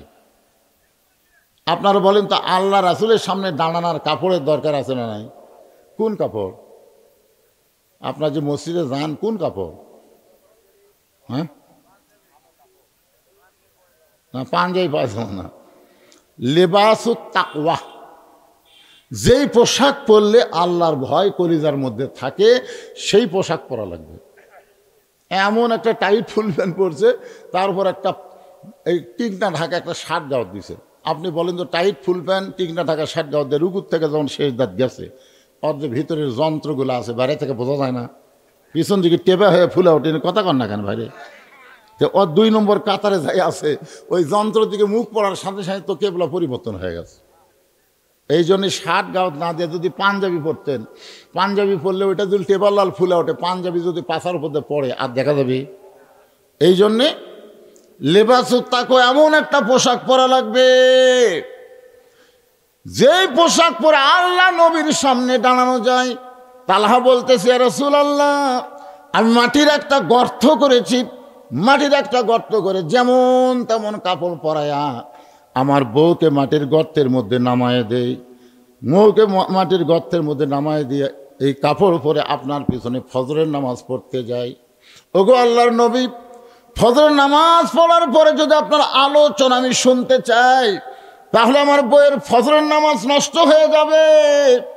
এই জন্য এক দৌড়ে এসে আমি যেমন তেমন কাপড় পরে এই গর্তের মধ্যে নামি, আর এই যে কাপড় পরে দরজা খুললাম, এই কাপড়টা আমার বউকে আমি দিয়ে দিই। আমার বউটা এই কাপড় পরে যখন আল্লাহর নামাজ পড়ে আল্লাহর কাছে কাঁদতেছে, এমন সময় আপনি এসে আমাকে তালহা তালহা তালহা বলে ডাকতেছেন। ওগো আল্লাহর নবী, প্রত্যেকটা ডাক কিন্তু আমি লব্বাইক বলেছি, কিন্তু আমি দরজা খুলতে পারি নাই, কারণ এমন একটা কাপড় আমার পরনে ছিল যে কাপড় পরে দরজা খুলতে শরম লাগে। ওগো আল্লাহর নবী, আমার বউকে আমি টান দিয়ে হেঁচকা দিয়ে গর্তের মধ্যে নামাবার পারি না, কারণ বউটা তখন আল্লাহর কাছে, জোরে কনকার কাছে। আমার দরজায় নবী ডাকতেছে, বউটা আল্লাহর কাছে ধর্ণা দিয়ে হাত তুলে মোনাজাত করে কাঁদতেছে। যখন আমার বউটার নামাজ শেষ হয়ে গেল, মোনাজাত শেষ হয়ে গেল, আমি বউটাকে গর্তের মধ্যে নামায় দিয়া যেমন তেমন কাপড় পেঁচাইয়া ওই বইয়ের শরীর থেকে কাপড় করে সেই কাপড় পরে আপনার জন্য দরজা খুললাম। এই কারণেই দরজা খুলতে আমার দেরি হয়ে গেছে। রাসূল বলল, তালহারে, এক উত্তরে 2টা অভিযোগ খণ্ডন হয়ে গেল। সুবহানাল্লাহ বলেন না কেন? ওসমান গনি যে অভিযোগ করেছিল এবং নবী যে বললেন দেরি কেন করলেন, 2টা অভিযোগ খণ্ডন হয়ে গেল। ও তালহা, তোমার কচি মাসুম বাচ্চাকে তুমি রশি দিয়ে খুঁটির মধ্যে বেঁধে রাখছো, কারণ কি? তালহা বলতেছে, ইয়া রাসূলুল্লাহ, আমি আমার সন্তানকে অত্যন্ত ভালোবাসি। সুবহানাল্লাহ কোন? আমি আমার সন্তানকে অত্যন্ত ভালোবাসি। আল্লাহ কোরআনে বলেছে, ইন্নামা আমওয়ালুকুম ওয়া আওলাদুকুম ফিতনা, নিশ্চয় তোমাদের সম্পদ আর সন্তান হলো বিপদের কারণ। জোরে বলেন, এই কথা কে কইছে? আল্লাহ। জোরে বলেন, কে? কি বলতেছে? ইন্নামা আমওয়ালুকুম ওয়া আওলাদুকুম ফিতনা, নিশ্চয় তোমাদের সম্পদ আর সন্তান হলো বিপদের কারণ। আজকে আল্লাহ যে সম্পদ আমাদেরকে দিছে, আপনার সত্যি করে বলেন তো সম্পদের মালিককে? আরে ভাই, একটু অন্তর থেকে বলেন তো। আমরা মুখে মুখে অনেক কথা কই, কিন্তু অন্তরে সেটা মেনে নিতে চাই না। সত্যি করে অন্তর থেকে বলেন তো সম্পদের মালিককে? আরো জোরে, জোরসে বলুন। জোর হলো না, আরো জোরে। সত্যি যদি সম্পদের মালিক আল্লাহ হয়, আমরা বিশ্বাস করে 2 হাত তুলে আল্লাহকে দেখাবো। দেখি দেখি কারা বিশ্বাস করে হাত তুলছেন। লিল্লাহি তাকবীর। হাত নামান, হাত নামান। মাশাআল্লাহ। তাহলে আপনাদের পকেটে যে টাকা আছে, এই টাকার মালিককে? এখন আল্লাহ যদি মালিক হয়, আল্লাহ নবীর এতিম মাদ্রাসায় 1টা করে কোরআন শরীফ আপনাকে দেওয়া লাগবে। কয়জন ছাত্র আছে এখানে? কয়টা? সব মিলে কয়টা? 30-35 জন ছাত্র এ মাদ্রাসায় সব মিলে আছে। ধরেন 35টা কোরআন শরীফ দেওয়া লাগবে। একটা কোরআন শরীফ মাত্র 500 টাকা দাম। আপনি 500 টাকা দিবেন, এই নবীর মাদ্রাসায় একটা কোরআন শরীফ দেওয়ার সওয়াব আল্লাহ আপনার আমল নামায় দিবে। টাকার মালিক কিন্তু আপনি না। আপনি আবার এখন যদি বলেন জীবন রে আল্লাহ কই করে আমার টাকারে মাস্তানি মারতিস, তো হাসিনার মতন ভারত পলান লাগবি রে। তোর এখন কথা ঠিক কি না? হাসিনা যখন বলছিল দেশ আমার বাপের, এ দেশ আমার, আল্লাহ কয় এখন কুটি, এখন আপনার টাকা যদি না দেন হয়তো মেডিকেল কলেজে থাকা লাগবে, জোরে কোন ঠিক কিনা? বাড়ির থাকবো, আমার টাকা মাঝে সাথে না দিয়ে বাড়ির থাকবো, তোর হাত পা ভাঙ্গা হাসপাতালত থমো। এই জন্য ভাইজান বেশি না 35 জন আল্লাহর বান্দা 500 টাকা করে টাকা একটা কোরআন শরীফ দান হয়ে যায়। 500 টাকা কোন আল্লাহর পাগল সর্বপ্রথম পারবে? হুজুর লগত লাগবে ভাইজান, লগত।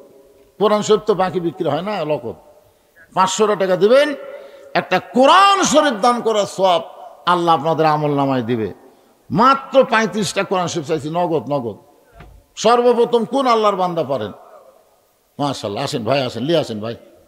আরে আল্লাহ আল্লাহ, পৃথিবীর সর্বশ্রেষ্ঠ দান নবীর এতিম মাদ্রাসায় একটা কোরআন। আমার ভাইজান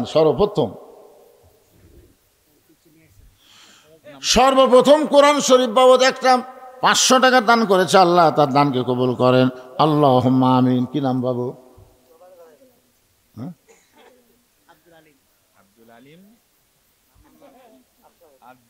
আব্দুল আল মোস্তাকিম। কোরআন শরীফ বাবদ 500 টাকা দান করছে। আল্লাহ দানকে কবুল করেন। আশরাফ আল্লাহ তোমার একজন বান্দা কোরআন শরীফ বাবদ 500 টাকা দান করেছে। পৃথিবীর শ্রেষ্ঠ দান একটা কোরআন। এই দুইজন দৌড়াই খেয়ে কোরআন আদায় হচ্ছে, না দিলে বসে থাকেন, দেখেন দেখেন, দেখাও সব আছে তো ভাই, দৌড় মারেন কেন? আব্দুল মান্নান কোরআন শরীফ বাবদ 500 টাকা দান করেছে। আব্দুল মান্নান কি হলো বাবা? দেখো দেখো, তার দিকে যাও, ময়না ময়না।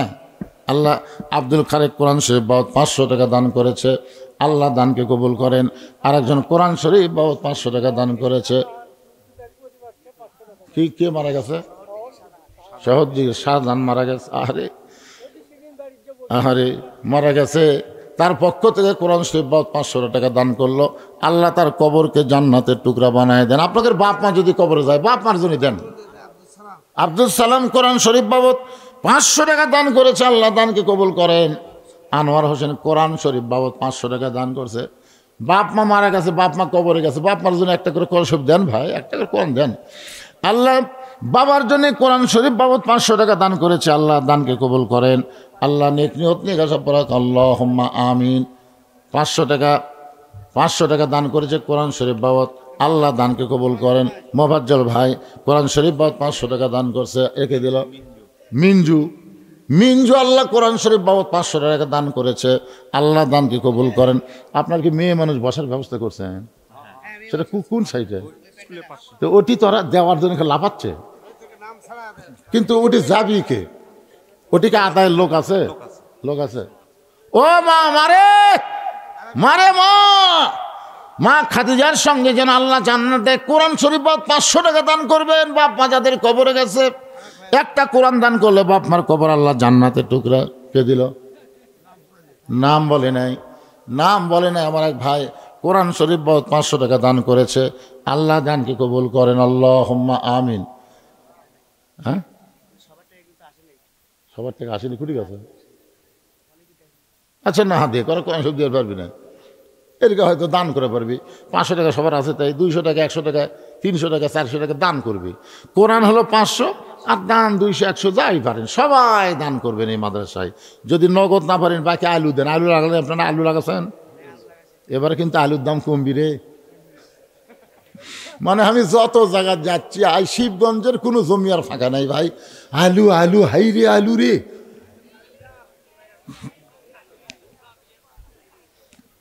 ঘুগরি পোকা যেন না ধরে, তেল আলু যেন আল্লাহ দেয়, আলুর মধ্যে যেন বরকত দেয়, আলুর যেন দাম পাই। মনে করে 1 মণ 2 মণ আলু লেখা দেন, কাগজ কলম আছে। হ্যাঁ 100 টাকা, এরকম 100 টাকা যারা দিবেন এরা দান।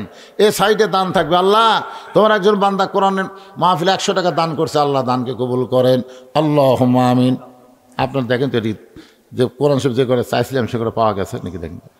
আল্লাহর একটা কোরআন শরীফ 500 টাকা দান করছে। আমি 35টা চাচ্ছি, 35টা দিয়ে কয়টা হলো?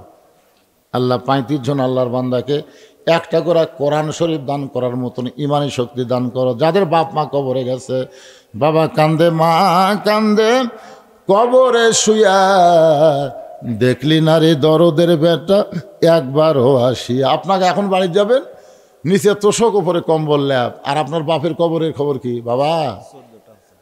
কেবল 14টা হচ্ছে, 35টার মধ্যে 14টা হচ্ছে। 15 নম্বর কোন আল্লাহর বান্দা পারেন? কত টাকা কত দিকে কত হালে চলে যায়।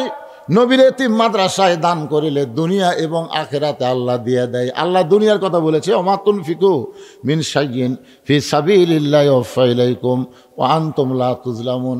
আল্লাহ বলে, বান্দারে তুই হলো ফকির, আমি হলাম ধনী, এরপরে আমার কোরআনের জন্য যখন দান করে দিলি, মনে করিস না তোর টাকা নিয়ে আমি আল্লাহ গায়েব হব, বরং তোকে দুনিয়াতে আমি 10 গুণ ফিরাইয়া দিব। আল্লাহর কোরআনের কথা, সুবহানাল্লাহ বলেন না কেন আপনারা? এটা কি আমার কথা? ইয়ফা ইলাইকুম মানে কি? তোমাদেরকে ফিরা দেওয়া হবে, তোমরা দেবা 10, আমি দেবা 100। এটা দুনিয়াতে ফেরত, আর দান করার কারণে আল্লাহ জান্নাত দিবা। সকিয়া হাবিবুল্লাহ দানকারী আল্লাহর দোস্ত। বাবা মার জন্য একসঙ্গে 2টা কোরআন বাবদ 1000 টাকা দান করছে, তাহলে হয়ে গেল কয়টা? 16টা হয়ে গেছে। এলে ধরছে, এটা ধরেনি, এটি একটা আছে ভাই, হয় না? এটি একটা আছে, হ্যাঁ হ্যাঁ, 17টা হয়ে গেছে।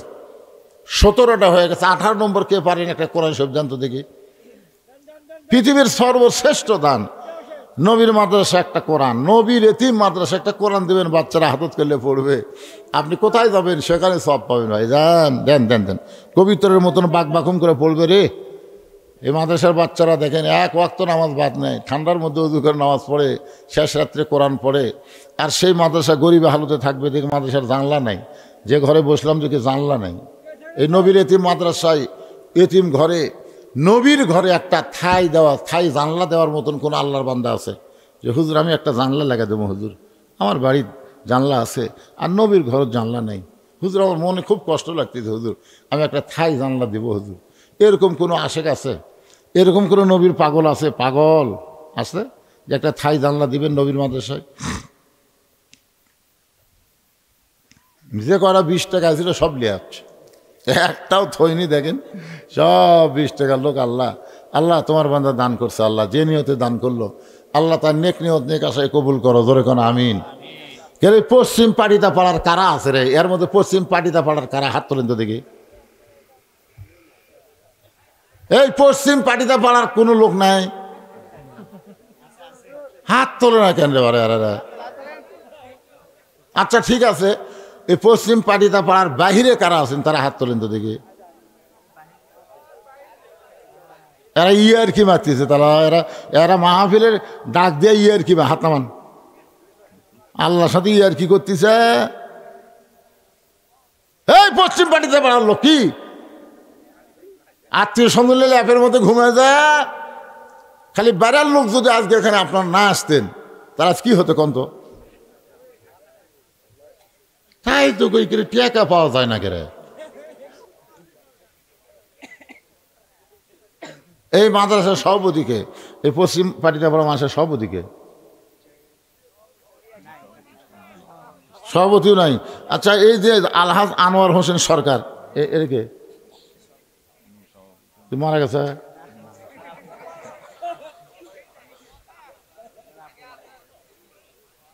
নাম আপনার দিলেন সভাপতি, তাই মাহফিলে তো আসবে না, তার নামের উপর থেকে কি? আচ্ছা সহ সভাপতি রেজাউল করিম উনি আছেন? তা আপনি একটা ঠাই দেন তো, একটা ঠাই দেন তো, এই দিক দিয়ে লাগান দিকে শোঁ করে বাতাস ঢুকে পারে। মাশাআল্লাহ দিবে। লিল্লাহু আকবার। নবীর মাদ্রাসার একটা ঠাই জানলা ধরে বলেন মারহাবা। আজকের মাহফিলের সভাপতি সবাই বলেন জিন্দাবাদ। আল্লাহ মাদ্রাসা একটা জানলা দিছে, তার আপনজন যারা কবরে গেছে তাদের কবরে একটা জান্নাতের জানলা খুলে দাও। জোরে কোন আমিন। জোরে বলে আল্লাহ আমিন। আমার ভাইকে আল্লাহ বরকত দেখ, রহমত দেখ, হায়রে তাইবা দান করুক, আরো বেশি বেশি দান করে তৌফিক দেখ। জোরে কোন আমিন। ডক্টর শাহিন কোনটা? ডক্টর শাহিন আসেনি? কি ডক্টরই? হোমিওপ্যাথিক? হোমিও? আচ্ছা ঠিক আছে। ডক্টর শাহিন কোরআন শরীফ 500 টাকা দান করছে, 18 নম্বর হয়ে গেল। একজন যুবক ভাই আফেল আর একটা কোরআন দান করে 19 হয়ে গেল। আর মাত্র কয়টা লাগবে? 19 কিন্তু হয়ে গেছে। 19 না 20, যাই হোক আর কি, 20 আর মাত্র 15টা লাগবে। দেখা যাক কি হয়। মাইকের মধ্যে কি একটা মাউস এতলো না রে? মাইকের মধ্যে কে আদায় করতেছে না, আদায় করে আরেক দিকে চলে যাচ্ছে নাকি? না না, এক মাহফিলিকে মেয়েদের মতো আদায় করার কাছে সব মেয়েরা বলতেছে কিছুক্ষণ আগে তো একজন আদায় করে নিয়ে গেল, কিছুক্ষণ আগে কে নিয়ে গেল আর খুঁজা পায়নি, পরে বোঝা গেল হিরোইন কর গাঁজা কর। আয় আর এখন দেখেন তো মাইকের মধ্যে কেউ কাম সারতেছে কেনা ভাইরে?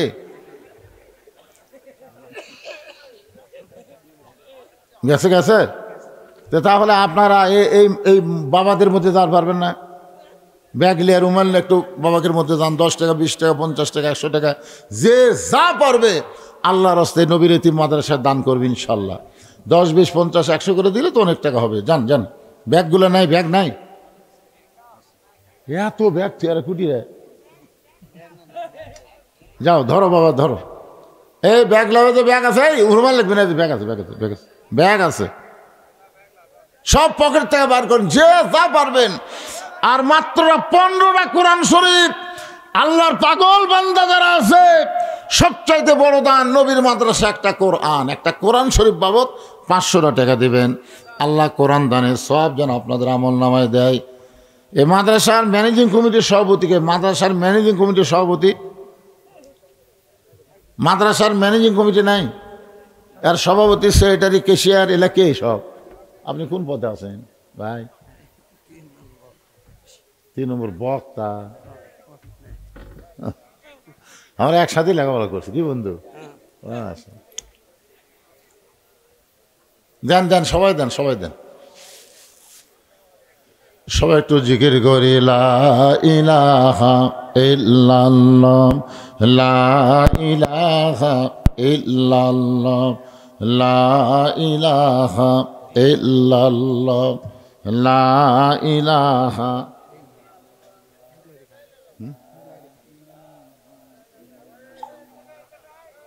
মুখ লাগে দেখা লা ইলাহা ইল্লাল্লাহ। দেন সবাই দেন, ব্যাগের মধ্যে দিয়ে দেন, দেন সবাই দেন। লা ইলাহা ইল্লাল্লাহ, লা ইলাহা ইল্লাল্লাহ, লা ইলাহা ইল্লাল্লাহ, জোরে লা ইলাহা। যতগুলা অতিথির নাম লেখা দিয়েছে এই বিজ্ঞাপনে, এই অতিথিগুলা যদি দেয় তাহলে আপনার কাছে টাকা নেওয়াও তো জায়েজ নেই। এখন এই মালগুলাকে আসছে, এরা দিল কি দিল না, একটা লোক এই মাহফিলের পক্ষের একটা লোক এটি নাই রে যে মুরব্বী আমাকে বারবার আমার কাছে দাওয়াত দেয়, আমার কাছে যাই এ কুটি গেল। তো এর সামনে আসলে কি হয় দেখি? হ্যাঁ আচ্ছা ভাই, আপনি এই মাদ্রাসার কোনো পদে নেই, তুই এমনি এমনি দৌড়েন খালি, তা আপনি একটা জানলা দেন ভাই, একটা জানলা দেবেন না? হ্যাঁ সংসার কাজ দিছে, সংসার বলে বেটাক দিয়ে দিস। আল্লাহর ধন্য বীরে দিয়া আল্লাহ আছে গায়েব হইয়া, নিজের ধন বেটাকে দিয়া নিজে।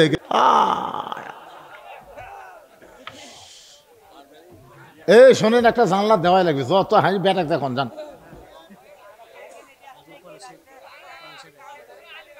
মাশাআল্লাহ, আর একটা কোরআন শরীফ বাবদ 500 টাকা পাওয়া গেছে। আল্লাহ দানকে কবুল করেন, আল্লাহুম্মা আমিন।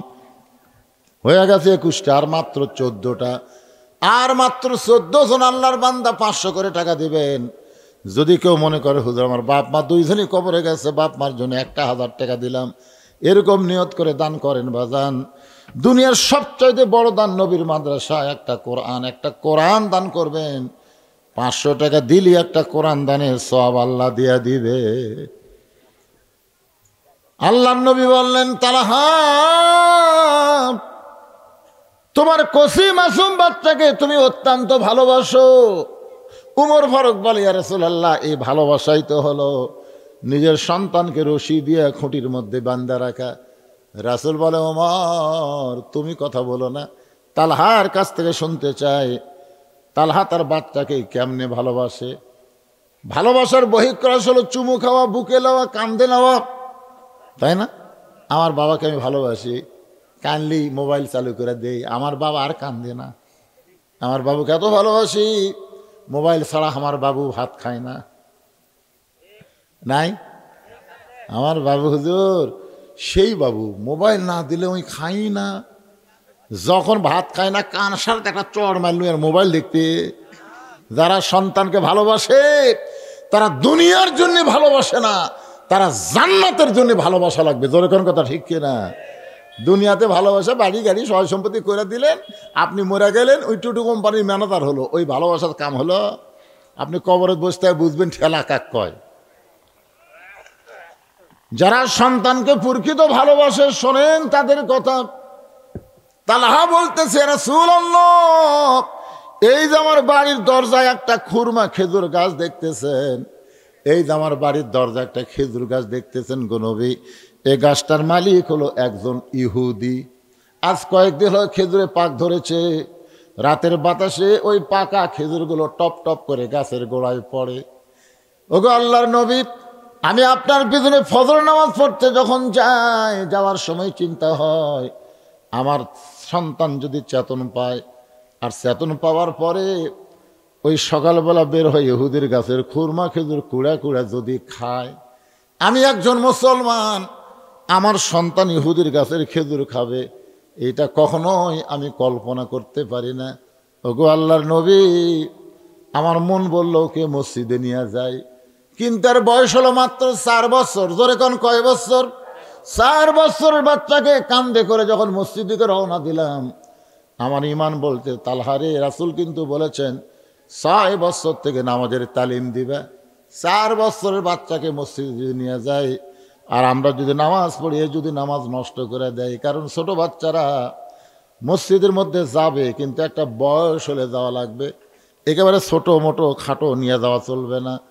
আমি উলহট্ট ঈদগাহ ময়দানে ঈদের নামাজ পড়াই, ঈদের দিনে কতগুলো ছোট বাচ্চাকে নিয়ে আসি, কি সুন্দর ফতুয়া পাঞ্জাবি গায়ে দিয়া, 3 বছর 4 বছরের বাচ্চা। আমরা যখন রুকুর থেকে শেষ দাঁত গেছি, ওরা 4-5 জন একত্র হয়ে বলতে, সবাই উপর হসে রে, উপর হসে রে। আমরা গেছি শেষ দাঁত, ওরা করছে উপর হসে রে। এই কথা শুনে মুসল্লিও হাসে, আমি যে একটা ইমাম মানুষ ভাই, আমিও হাসি আটকার পারিনি। কে আরে আমরা উপর হসি না শেষ দাঁত গেছি? আপনার বলেন ভাই, এটা অন্য নামাজ হলে দুহরে পড়ান যাবে, কিন্তু ঈদের নামাজ তার দোহরে পড়ানোর কোনো সুযোগ আছে? আমি খুতবার মধ্যে বললাম, আগামী ঈদে 5 বছরের নিচে 6 বছরের নিচে কোনো বাচ্চাকে মাঠে আনা চলবে না, কারণ এরা কিছুই বোঝে না।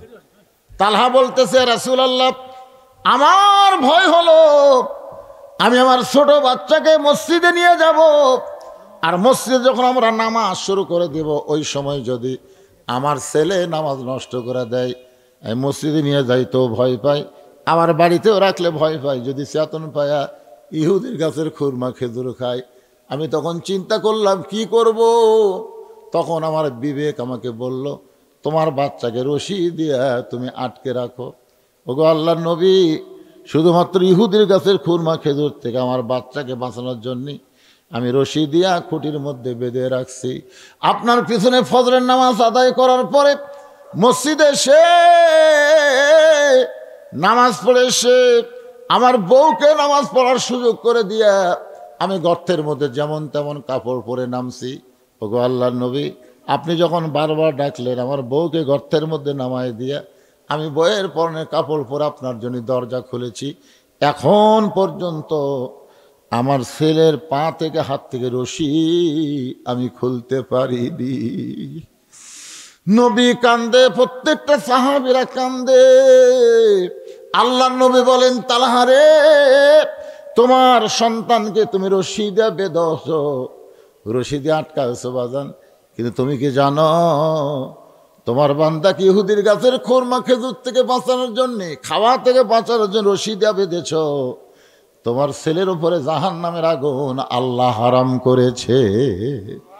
এখন আমার প্রশ্ন হলো, এত অভাবের ভিতরেও তালহা যদি তার মাসুম বাচ্চাকে ইহুদির গাছের খুরমা খেজুর থেকে বাঁচাবার পারে, আপনারা বলেন তো তালহার চাইতে আমাদের অভাব বেশি না কম?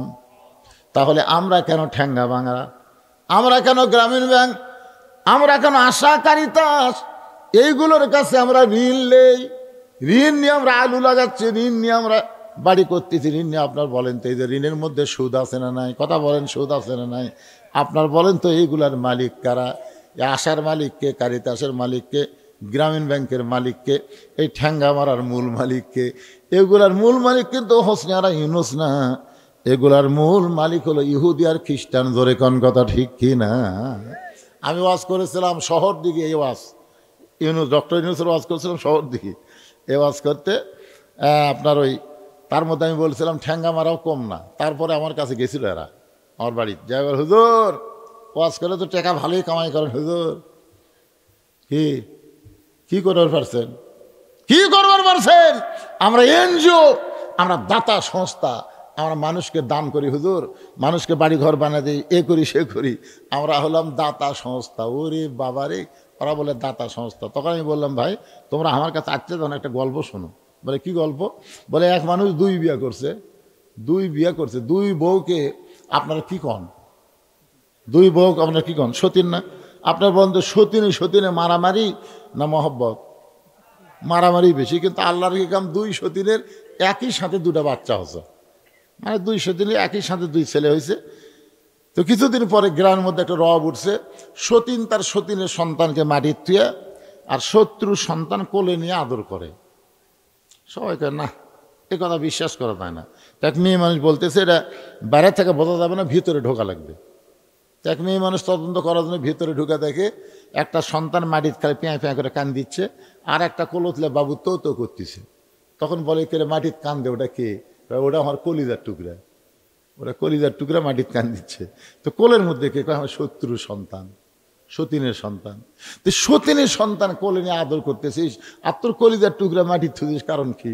বলে জানিস না আমার স্বামী গরিব, আমার স্বামী মরে গেলে আমার সন্তানকে কাজ করা লাগবে। তো ছোটোবেলায় মাটির থাকলে মাটির একটা আত কানেকশন পাচ্ছে, এই যে রোদ পাচ্ছে, রোদের ভিটামিন সি পাচ্ছে, মাটির আত কানেকশন পাচ্ছে, আর যত কান দিচ্ছে তত ব্যায়াম হচ্ছে। এই যে করে কান দিচ্ছে আর হাত পা মারতেছে, ওর ব্যায়াম হচ্ছে, আর শরীর সেই সাইজ হচ্ছে। ই বড় হলে পানি ভিজলেও সর্দি হবে না, ও দুধ পড়লেও কাম বাড়িতে আসবি না। সেই শরীর আমি গড়ে তুলতেছি, আমার কলিজার টুকরা, কারণ কাজ করে খাওয়া লাগবে। আর এক কোলের মধ্যে নিয়ে আমি লুলে বানাচ্ছি, লুলে খালি ই যেন হাঁটতে পারে না পারে, ই রোদের দিল রে বাবার রোদ লাগছে, পানি পড়লে যেন আর সর্দি হয়। এই জন্য আমি কোলতলে আদর করতেছি। এটা আসলে মূলে আদর নয়। আজকে এই যে এনজিওগুলো আমাদেরকে যে সহযোগিতা করতেছে, এগুলো কি আসলে সহযোগিতা? এগুলো আমাদের ইমান আমল হরণ করার চেষ্টা করতেছে। ধরে কোন কথা ঠিক কিনা?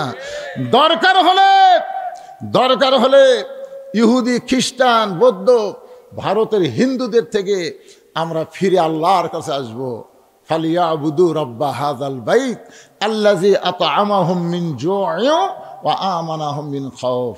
আল্লাহর ঘরের আমরা ইবাদত করব, আল্লাহর ইবাদত করব, নামাজ পড়ব, যাবতীয় রিজিকের ব্যবস্থা করবেন কে? বিশ্বাস করে বলেন, করবেন কে? আল্লাহ। আর সমস্ত ভয় ওই ভারতের যতই পরিকল্পনা থাক, যতই চেষ্টা করুক, বাংলার 1 ইঞ্চি মাটি দখল করতে পারবে না। কারণ ওদের ভগবান আমাকে আল্লাহর কাছে কিছুই না। জোরে কোন কথা ঠিক কিনা? ওই ভগবান আমাকে আল্লাহর কাছে খাড়া হতে পারবি? ভগবানের কি আছে রে? ভ বাদ দিলে গবানের অর্থ নাই। গবানের গ বাদ দিলে বান মানে বুন্নে, কেউ চায় না। বা বাদ দিলে নো মানে ভগবান নেই। আর আমাকে আল্লাহর খবর জানেন, আল্লাহু লা ইলাহা ইল্লাহুয়াল হাইয়ুল কাইয়ুম। মন যদি চায় আলিফ বাদ দেন লিল্লাহি মা ফিস সামাওয়াতি ওয়াল আরদ। আবার যদি মন চায় আরেকটা লাম বাদ দেন, লাহুল মুলকু ওয়া লাহুল হামদ। আবার যদি মন চায় আরেকটা লাম বাদ দেন, হুয়াল্লাহুল্লাযী লা ইলাহা ইল্লাহু। আপনারা বলেন তো আমাকে আল্লাহর সব কিছু বাদ দিলে আল্লাহ বাদ করছে? আমরা সে আল্লাহ বিশ্বাস করি। ওই কয়েকদিন 2 দিন আগে মিঠুন চক্রবর্তী, যাকে আমরা ফাটা কেষ্ট করি, ধরে কেন কি কেষ্ট? ফাটা কেষ্ট। এই শালা ফেসবুকে স্ট্যাটাস দিয়েছে বাংলাদেশ দখল করতে নাকি 15 দিনও লাগবে না। আয় আমি আমাদের যুবকদের বলবো 3 পা হাতে লাঠি বানাও, আসবি, আমরা লাঠি দিয়ে ঠাসা ধরবো, খুর দিয়ে কাটে পোলটা দেবো। জোরে করার কথা ঠিক কিনা? পোলটা দেওয়া বোঝেন না? ওরকে জিনিস তো মাল বড় হয়ে গেছে, তো এখন ওকে খুর দিয়ে কাটতে এরকম পোলটা দেওয়া লাগে। শালারা বাংলাদেশে ঢুকতেছে, হামাকের বিরুদ্ধে বলার লাগবে।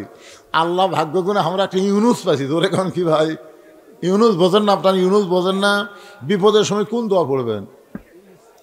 ইউনুস নবীরে খাইল মাছেতে গিলিয়া, ফেরেশতা পাঠাইলেন আল্লাহ ইসমে আজম দিয়া, দমে দমে সে হরদম পড়ে সে ইসমে আজম, মাছেরই উদর হইতে বাঁচাইলে প্রাণ। সবাই বলেন আল্লাহু আল্লাহু তুমি জাল্লে জালালুহু, শেষ করা তো যায় না গেয়ে তোমার গুণগান। আল্লাহ আমাদের সবাইকে ফজরের নামাজ, বলেন সবাইকে ফজরের নামাজ জামাতের সঙ্গে আদায় করার তৌফিক দান করুক। সকলে বলে আমিন। পড়বেন না ভাইজান? সারা রাত ওয়াজ শুনে ফজর কাজা করলে বক্তাও পিটন খাবি, মাহফিল কমিটিরাও খাবি, আপনারাও খাবেন। সারা জীবনের ওয়াজ যদি এক পাল্লায় দেওয়া হয় আর একটা ফজরের নামাজ যদি আর এক পাল্লায় দেওয়া হয়, আপনার বন্ধু কোনটার ওজন বেশি হবে? এই জন্য আপনারা সবসময় চেষ্টা করবেন যে যেই তারিখে বিজ্ঞাপন সেই তারিখের মধ্যেই মাহফিল যেন শেষ হয়। বগুড়ার মানুষ চালাক হবেন। কয় তারিখের মাহফিল? 2 তারিখের। এখন ঘড়ির টাকা দেখেন 3 তারিখ হয়ে গেছে, কি করবেন? আমরা 2 তারিখের দাওয়াত দিয়ে 3 তারিখে মোনাজাত করতেছি। ইস্তেগফার পড়ে আস্তাগফিরুল্লাহ রব্বি মিন কুল্লি জামবি ওয়া তুবু ইলাই, লা হাওলা ওয়ালা কুওয়াতা ইল্লা বিল্লাহিল আলিয়্যিল আযীম। আল্লাহুম্মা আমিন। আল্লাহুম্মা আনতাস সালাম ওয়া মিনকাস সালাম, তাবারাকতা ইয়া যাল জালালি ওয়াল ইকরাম। আয় আল্লাহ তাআলা, কত কঠিন শীতের ভিতরে টপ টপ করে নিয়র পড়তেছে। এই শীতকে উপেক্ষা করে তোমার যে সমস্ত বান্দা বান্দিরা আরামের বাড়ি ঘুমকে বাদ দিয়া কোরআন হাদিসের মহব্বত কলিজার মধ্যে নিয়ে এই জান্নাতের বাগানে বসে বসে কোরআন হাদিসের আলোচনা শোনার শেষে আমি গুনাহগারের সঙ্গে রহমতের দরজায় ফকির হয়ে দোকানে হাত তুলেছে। মেহেরবানি করে আজকের মাহফিল আমাদের সকলের হেদায়েতের জন্যে, নাজাতের জন্যে, জান্নাতের জন্যে কবুল করো। এই মাহফিলের শুরু থেকে শেষ পর্যন্ত যত আলোচনা হয়েছে আল্লাহ, এর মধ্যে যদি ত্রুটি হয়, ভুল হয়, মাফ করে দাও। এর যা হাদিয়া মঞ্জুর করো। সোনার মদিনায় নবী পাকের রওজা মোবারকে আল্লাহ কবুল করে নাও। তামাম আম্বিয়ায়ে কেরাম, আসহাবে কেরাম, তাবিনে কেরাম, তাবা তাবিনে কেরাম, তামাম পৃথিবীর মাটির নিচে যত মুমিন মুমিনাত শুয়ে আছে আল্লাহ, সকলের আরওয়াহ পরে হাদিয়া কবুল করো। আল্লাহ, আমরা যারা হাত তুলেছি, আমাদের জনম দুখুনি মা যাদের কবরে গেছে আল্লাহ, মেহেরবানি করে মায়ের কবর জান্নাতের টুকরা বানিয়ে দাও।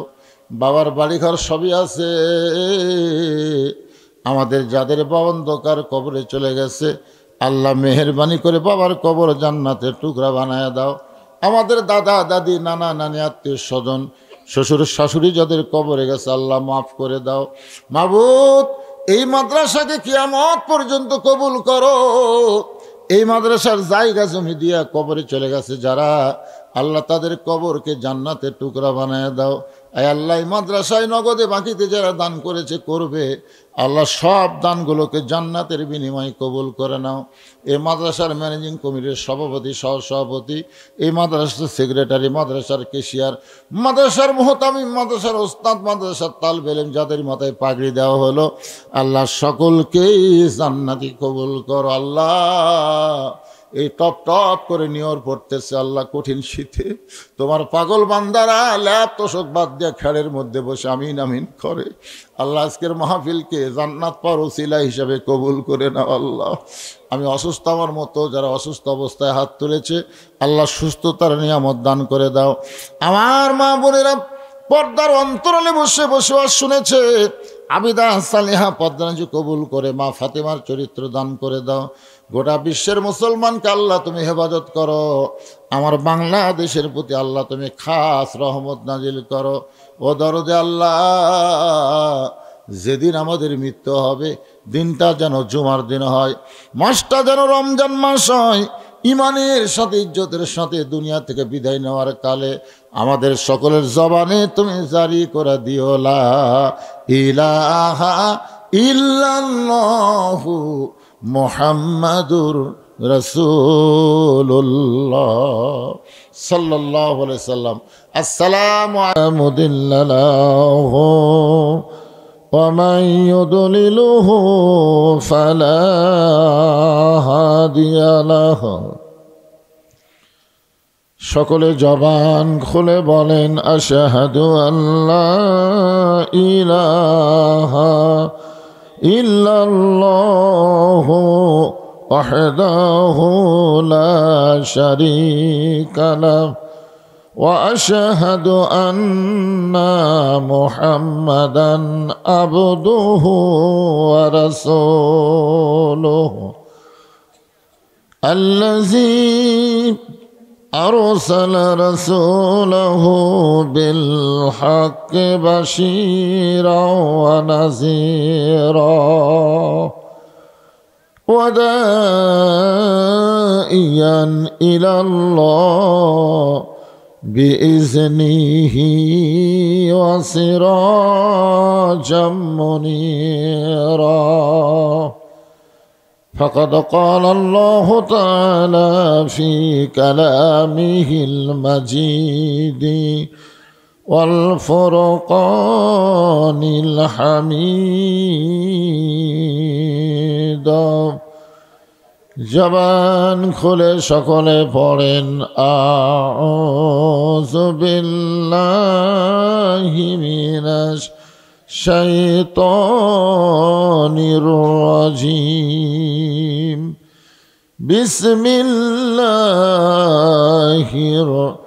রহমানির রহিম فليعبدوا رب هذا البيت الذي أطعمهم من جوع وآمنهم من خوف إن الله وملائكته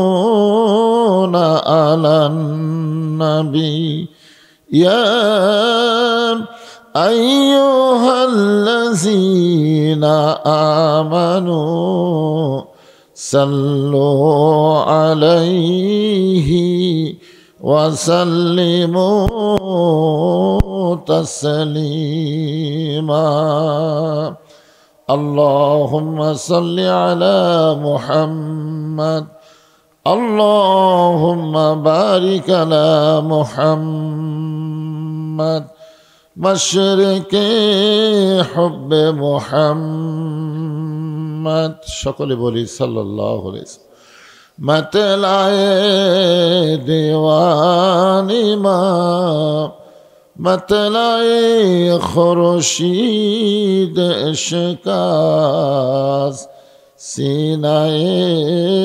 सुजानी माँ बलागल उला बिकमालिही कशफत दुजा बिजमालिही حسنت جميع خصاله صلوا عليه وآله لا إله إلا الله جور لا إله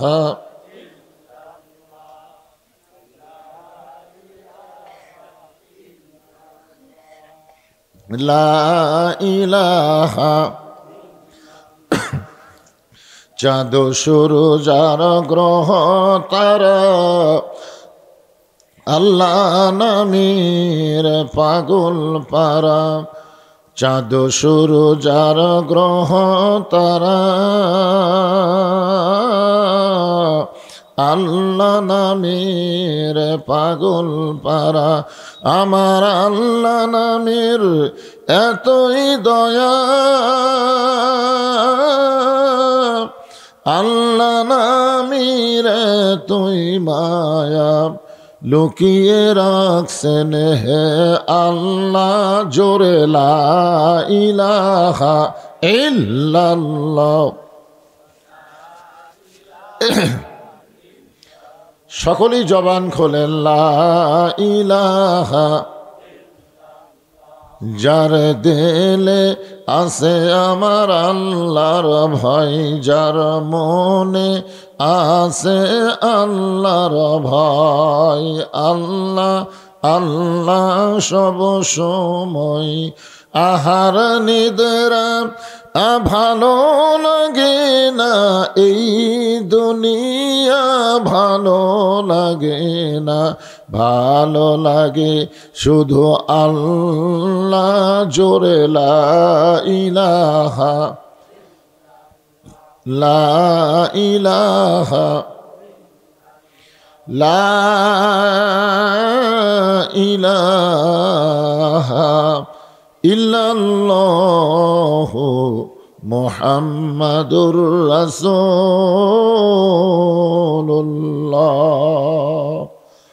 রাসূলের মহব্বতে সকলেই বলি সাল্লাল্লাহু আলাইহি ওয়াসাল্লাম।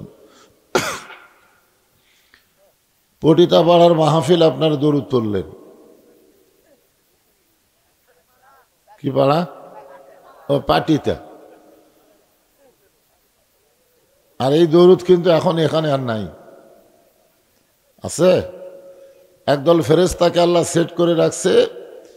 আপনি যখনই দরুদ পড়বেন সঙ্গে সঙ্গে আপনার দরুদগুলো রাসূলের রওজা মুবারকে পৌঁছায় দিবে। মন চাইলেও কিন্তু মদিনায় যাওয়া যাবে না, যাবে কিন্তু দরুদগুলো মদিনায় ঠিকই পৌঁছে যাচ্ছে। এই জন্যই যখনই নবীর নাম উচ্চারণ হবে শুনবো, বলবো, সঙ্গে সঙ্গে বলবো সাল্লাল্লাহু আলাইহি ওয়াসাল্লাম। পশ্চিম পাটিতাপাড়া দারুল কোরআন হাফিজিয়া কওমি মাদ্রাসা লিল্লা বোর্ডিং ইয়াতিমখানা কমিটি কর্তৃক আয়োজিত আজকের এই ওয়াজ মাহফিল, আল্লাহ তাআলা যিনাকে সম্মানিত সভাপতির আসনে কবুল করেছেন আলহাজ মোহাম্মদ আনোয়ার হোসেন সরকার। আজকের এই মাহফিলের সম্মানিত সহসভাপতি মাওলানা রেজাউল করিম, সম্মানিত সভাপতি দ্বয়কে অন্তরের অন্তঃস্থল থেকে আমি শুভেচ্ছা জ্ঞাপন করছি। আজকের এই মাহফিলের সম্মানিত প্রধান অতিথি, প্রধান মেহমান, সম্মানিত বিশেষ অতিথিবৃন্দ, সম্মানিত সুধীজন, সম্মানিত ওলামাই কেরাম, আমার সামনে বসা আল্লাহর পাগল বান্দারা, পর্দার অন্তরালের মা বোনেরা, সকলকেই লক্ষ্য রেখে আমি শুভেচ্ছা জ্ঞাপন করছি। আমি কিন্তু আপনাদের পাগল কইছি, আমার সামনে বসা আল্লাহরকে পাগল পাগল পাগল বলাতে মনে হয় মন খারাপ করছেন।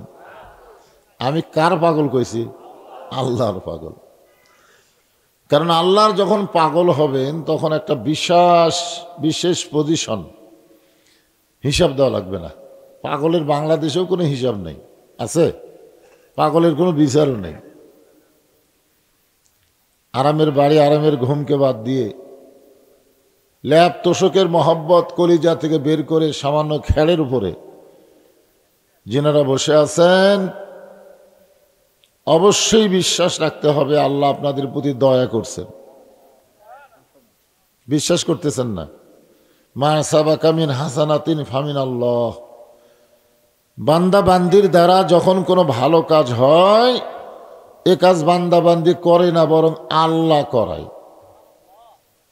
এই যে মাহফিল আপনারা বসেছেন, এই বসা কামটা কি ভালো কাজ না খারাপ কাজ? তাহলে এই কাজ কি আপনারা করলেন? আল্লাহ করালেন। যে আল্লাহ দয়া করে, রহম করে আজকের এই জান্নাতের বাগানে আমাদেরকে ভালো আমল করার তৌফিক দিলেন, আমরা সে আল্লাহর উপরে খুশি না বেজার? তাহলে জবান খুলে সমস্যারে সকলে বলবো রব্বানা লাকাল হামদ হামদান কাসীরান তাইয়িবান মুবারাকান ফীহি। কথা এরকম প্রতিধ্বনি হচ্ছে কেন? ইকো দিছে নাকি? কথা মনে হয় বাড়ি খাচ্ছে, একই কথা দুইবার হচ্ছে। হ্যাঁ, আমরা আল্লাহর প্রশংসা করলাম, এই যে বাদশাহ সাহেব আজকের মাহফিলের প্রধান অতিথি কি বললেন, যে আল্লাহ ইচ্ছা করলে হিন্দু বৌদ্ধ খ্রিস্টানদের ঘরেও আমাদেরকে পাঠাবার পারতেন, ঠিক না? কিন্তু আল্লাহ সেই ইচ্ছা না করে সরাসরি মুসলমানের ঘরে আমাদের কবুল করেছেন। কি মনে করছেন? রুহের জগতেই আল্লাহ তাআলা আমাদেরকে ভালোবেসেছেন, রুহের জগৎ। আর ওই জায়গায় ভালোবাসার কারণে আজকে দুনিয়াতে মুসলমানের ঘরে আমাদেরকে কবুল করেছেন। ইমাম মালিক রহমতুল্লাহ আলাইহির কাছে একজন প্রশ্ন করলেন, হুজুর, পৃথিবীর মধ্যে সর্বশ্রেষ্ঠ ধর্ম কোনটা? এই পৃথিবীর মধ্যে সবচাইতে সর্বশ্রেষ্ঠ ধর্ম কোনটা? ইমাম মালিক রহমতুল্লাহ আলাইহি বললেন, এরকম প্রশ্ন করা হলো কবিরা গুনাহ। এরকম প্রশ্নই করা যাবে না, কারণ পৃথিবীতে কোনো ধর্মই নাই, একটাই মাত্র ধর্ম, তার নাম হলো ইসলাম। সুবহানাল্লাহ বলেন। অমাইয়াবতাগি গয়রাল ইসলামা দীনান ফালা ইউকবালা মিনহু। ইসলাম ছাড়া অন্য কোনো জীবন ব্যবস্থা ধর্ম কেউ যদি গ্রহণ করে, আল্লাহ বলেছেন লা ইউকবালা মিনহু, লাইন অফ জেন্স, কখনোই কবুল করা হবে না। একমাত্র কবুলযোগ্য ধর্মের নাম হলো ইসলাম। ইসলাম শুধু ধর্ম না, এটা একটা জীবন ব্যবস্থা। আমরা সেই ইসলামের মধ্যে আল্লাহ আমাদের পছন্দ করেছেন, খুশি না বেজার? আল্লাহ তাআলা আমাদেরকে বিশ্ব নবীর উম্মত হিসাবে কবুল করেছেন। বিশ্ব নবী, বোঝেন যেই নবীর উম্মত হওয়ার মধ্যে কতটুকু লাভ। এই দুনিয়া থেকে আল্লাহ তাআলা যখন ঈসা আলাইহিস সালামকে চতুর্থ আসমানে নিয়ে গেলেন, ঈসা আলাইহিস সালাম কিন্তু এখনো জীবিত আছে। কোথায় আছে? চতুর্থ আসমানে। যেরকম কোথায়? তো আল্লাহ যখন নিয়ে গেলেন ঈসা আলাইহিস সালামকে দুনিয়া থেকে, তখন ঈসা আলাইহিস সালাম বললেন, আল্লাহ মানুষ দুনিয়াতে মরার জন্য যায়। এটা কিন্তু খুবই গুরুত্বপূর্ণ কথা। আমরা দুনিয়াতে এসেছি বাঁচার জন্যে না মরার জন্যে? এই কথাটা সবাই স্বীকার করেন। বাঁচার জন্যে না মরার জন্যে? কয় না রে, বাঁচবেন নাকি? দুনিয়াতে আল্লাহ পাঠাইছে মরার জন্যে। এই দুনিয়া থেকে যখন নিয়ে যাবে একটা জায়গায় আমাদেরকে রাখবে, সেখানে আর কোনো মৃত্যু থাকবে না। থাকবে? বাল তুসিরুনাল হায়াতাদ দুনিয়া ওয়াল আখিরাতু খায়রু ওয়া আবকা। ঈসা আলাইহিস সালাম বললেন, আল্লাহ দুনিয়াতে মানুষ যায় মরার জন্যে, কিন্তু আমার তো মৃত্যু হলো না। আমাকে আপনি চতুর্থ আসমানে নিয়ে আসলেন, আমার কি মৃত্যু হবে না? আল্লাহ বললেন, কুল্লু মান আলাইহা ফানিউ ওয়া ইয়াবকা ওয়াজহু রাব্বিকা যুল জালালি ওয়াল ইকরাম। একমাত্র আল্লাহ ছাড়া সবাইকেই মরতে হবে। এমনকি যে আজরাইল আমাদের জান কবজ করে, এই আজরাইলও কিন্তু মরবে। আপনাদের কি মনে হয় আজরাইল মরবে না? যখন সমস্ত জীবন কবজ হয়ে যাবে, সবাই যখন মরে যাবে, তখন আল্লাহ আজরাইলকে বলবে, আর কে আছে? আজরাইল কয়েকটা ঘুরেন দিয়ে বলবে, আল্লাহ আর কেউ নাই। আল্লাহ বলে, ভালো করে দেখো আছে? আজরাইল বলে, না আল্লাহ কেউ নেই। আল্লাহ কয়ে, আছে রে, ভালো করে দেখো। করছে, না আল্লাহ কেউ নেই। তাহলে তুই? আজরাইল কয়, আমার কথা আমার মনেই নেই। তা আল্লাহ বলবেন, এখন তোমার জান তুমি কবজ করো। ওই সময় আজরাইল একটা চিৎকার দিবে, আল্লাহ আগে যদি জানতাম যে আমার জান আমারে কবজ করা লাগবে, তাহলে এই দায়িত্ব আমি নিতামই না। এখান থেকে কি বুঝলেন? সবাইকে মরতে হবে, শুধু একজনই থাকবে, তিনি কে? আরো জোরে বলেন। আল্লাহ বলেন, ঈসা অবশ্যই তোমার মৃত্যু হবে। ঈসা আলাইহিস সালাম বললেন, আল্লাহ এই মৃত্যুটাকে চতুর্থ আসমানে হবে না দুনিয়ায় হবে? আল্লাহ বললেন, আবার তোমাকে দুনিয়াতে প্রেরণ করা হবে। ঈসা আলাইহিস সালাম বললেন, আবার কবে নবী করে দুনিয়াতে প্রেরণ করবেন? আল্লাহ বলেন, নবী করে না, বিশ্ব নবীর উম্মত করে তোমাকে দুনিয়াতে প্রেরণ করা হবে। ঈসা নবী আমাদের নবীর উম্মত হওয়ার কথা শুনেই এক নিয়তে 4 রাকাত নামাজ পড়ছে। কয় রাকাত? আল্লাহ বলে, ঈসা কিসের নামাজ? বলে, আল্লাহ নবী হয়ে আমি তেমন খুশি হতে পারিনি, কিন্তু বিশ্বনবীর উম্মত হওয়ার কথা শুনি শুকরিয়াতান আমি 4 রাকাত নামাজ আদায় করে দিলাম, কারণ নবী হওয়ার চাইতে বিশ্বনবীর উম্মত হওয়া আমার কাছে কোটি কোটি গুণ সম্মানী। ধরে কারণ সুবহানাল্লাহ। এখন চিন্তা করেন, বিশ্বনবীর উম্মত হওয়াটা আমাদের লাভ না লস? সেরকম তো মনে হয় মুখে মুখে, নাকি? তাহলে আমার সঙ্গে সকলে একটু বলবেন, নবী না হয়ে দুনিয়ার, না হয়ে ফেরেশতায় আল্লাহর, হয়েছি উম্মত আপনার, তার তরে শুকুর। এটা শোনার জন্য আমি স্টপ দিলাম। আপনারা এখন ওই হাজারের মধ্যে আছেন। আপনারা বলেন তো, এই যে গজলটা যখন লেখছে তখন মানুষ হাজারের উপরে হিসাবই জানতো না। তখনকার লোক কি মিলিয়ন বিলিয়ন এগুলো হিসাব জানতো? আমার দাদা দাদি আমি দেখছি ছোটবেলায় খালি 20 হিসাব করছে। 20, 1 কোটি, 2 কোটি, 3 কোটি, 20 তো বোঝেন, 20, এই 20 পর্যন্ত হিসাব জানি। তারপরে আবার নতুন করে 20, আবার নতুন করে 20।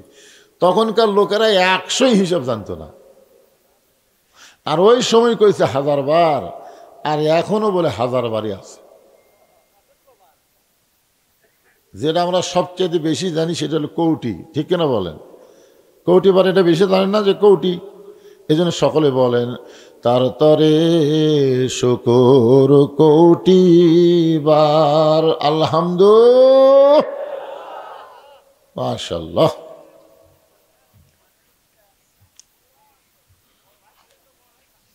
আপনারা যে কালামুল্লাহ শরীফ থেকে আলোচনা শুনবেন, সেই পবিত্র কালামুল্লাহ শরীফ থেকে একটা সূরার শেষের অংশ আমি আপনাদের সামনে তেলাওয়াত করছি। ফালিয়াবুদু রাব্বা হাযাল বাইত। ওই ঘরের মালিকের যারা ইবাদত করবে, ওই ঘর মানে আল্লাহর ঘর। জোরে কোন, কার ঘর? আল্লাহর ঘর মানে কাবা ঘর। প্রত্যেকটা মসজিদ ঘরের মালিককে না আপনি? তাহলে জোরে বলতে কি হয়? মসজিদের মালিককে। এই ঘরের মালিকের যারা গোলামি করবে, আল্লাহ তাদেরকে 2টা পুরস্কার দিবে। কয়টা? আল্লাযী আত'আমাহুম মিন জু'ইন ওয়া আমানাহুম মিন খাউফ। তাদের রিজিকের কোনো পেরেশানি থাকবে না, এবং যাবতীয় ভয় ভীতি থেকে আল্লাহ তাকে নিরাপত্তা দিয়ে দিবে। ভারত যতই চেষ্টা করুক আমাদের রিজিক বন্ধ করবার পারবে না, আল্লাহ যদি দেয়। জোরে কোন কথা, ঠিক কিনা? আপনারা বলেন তো,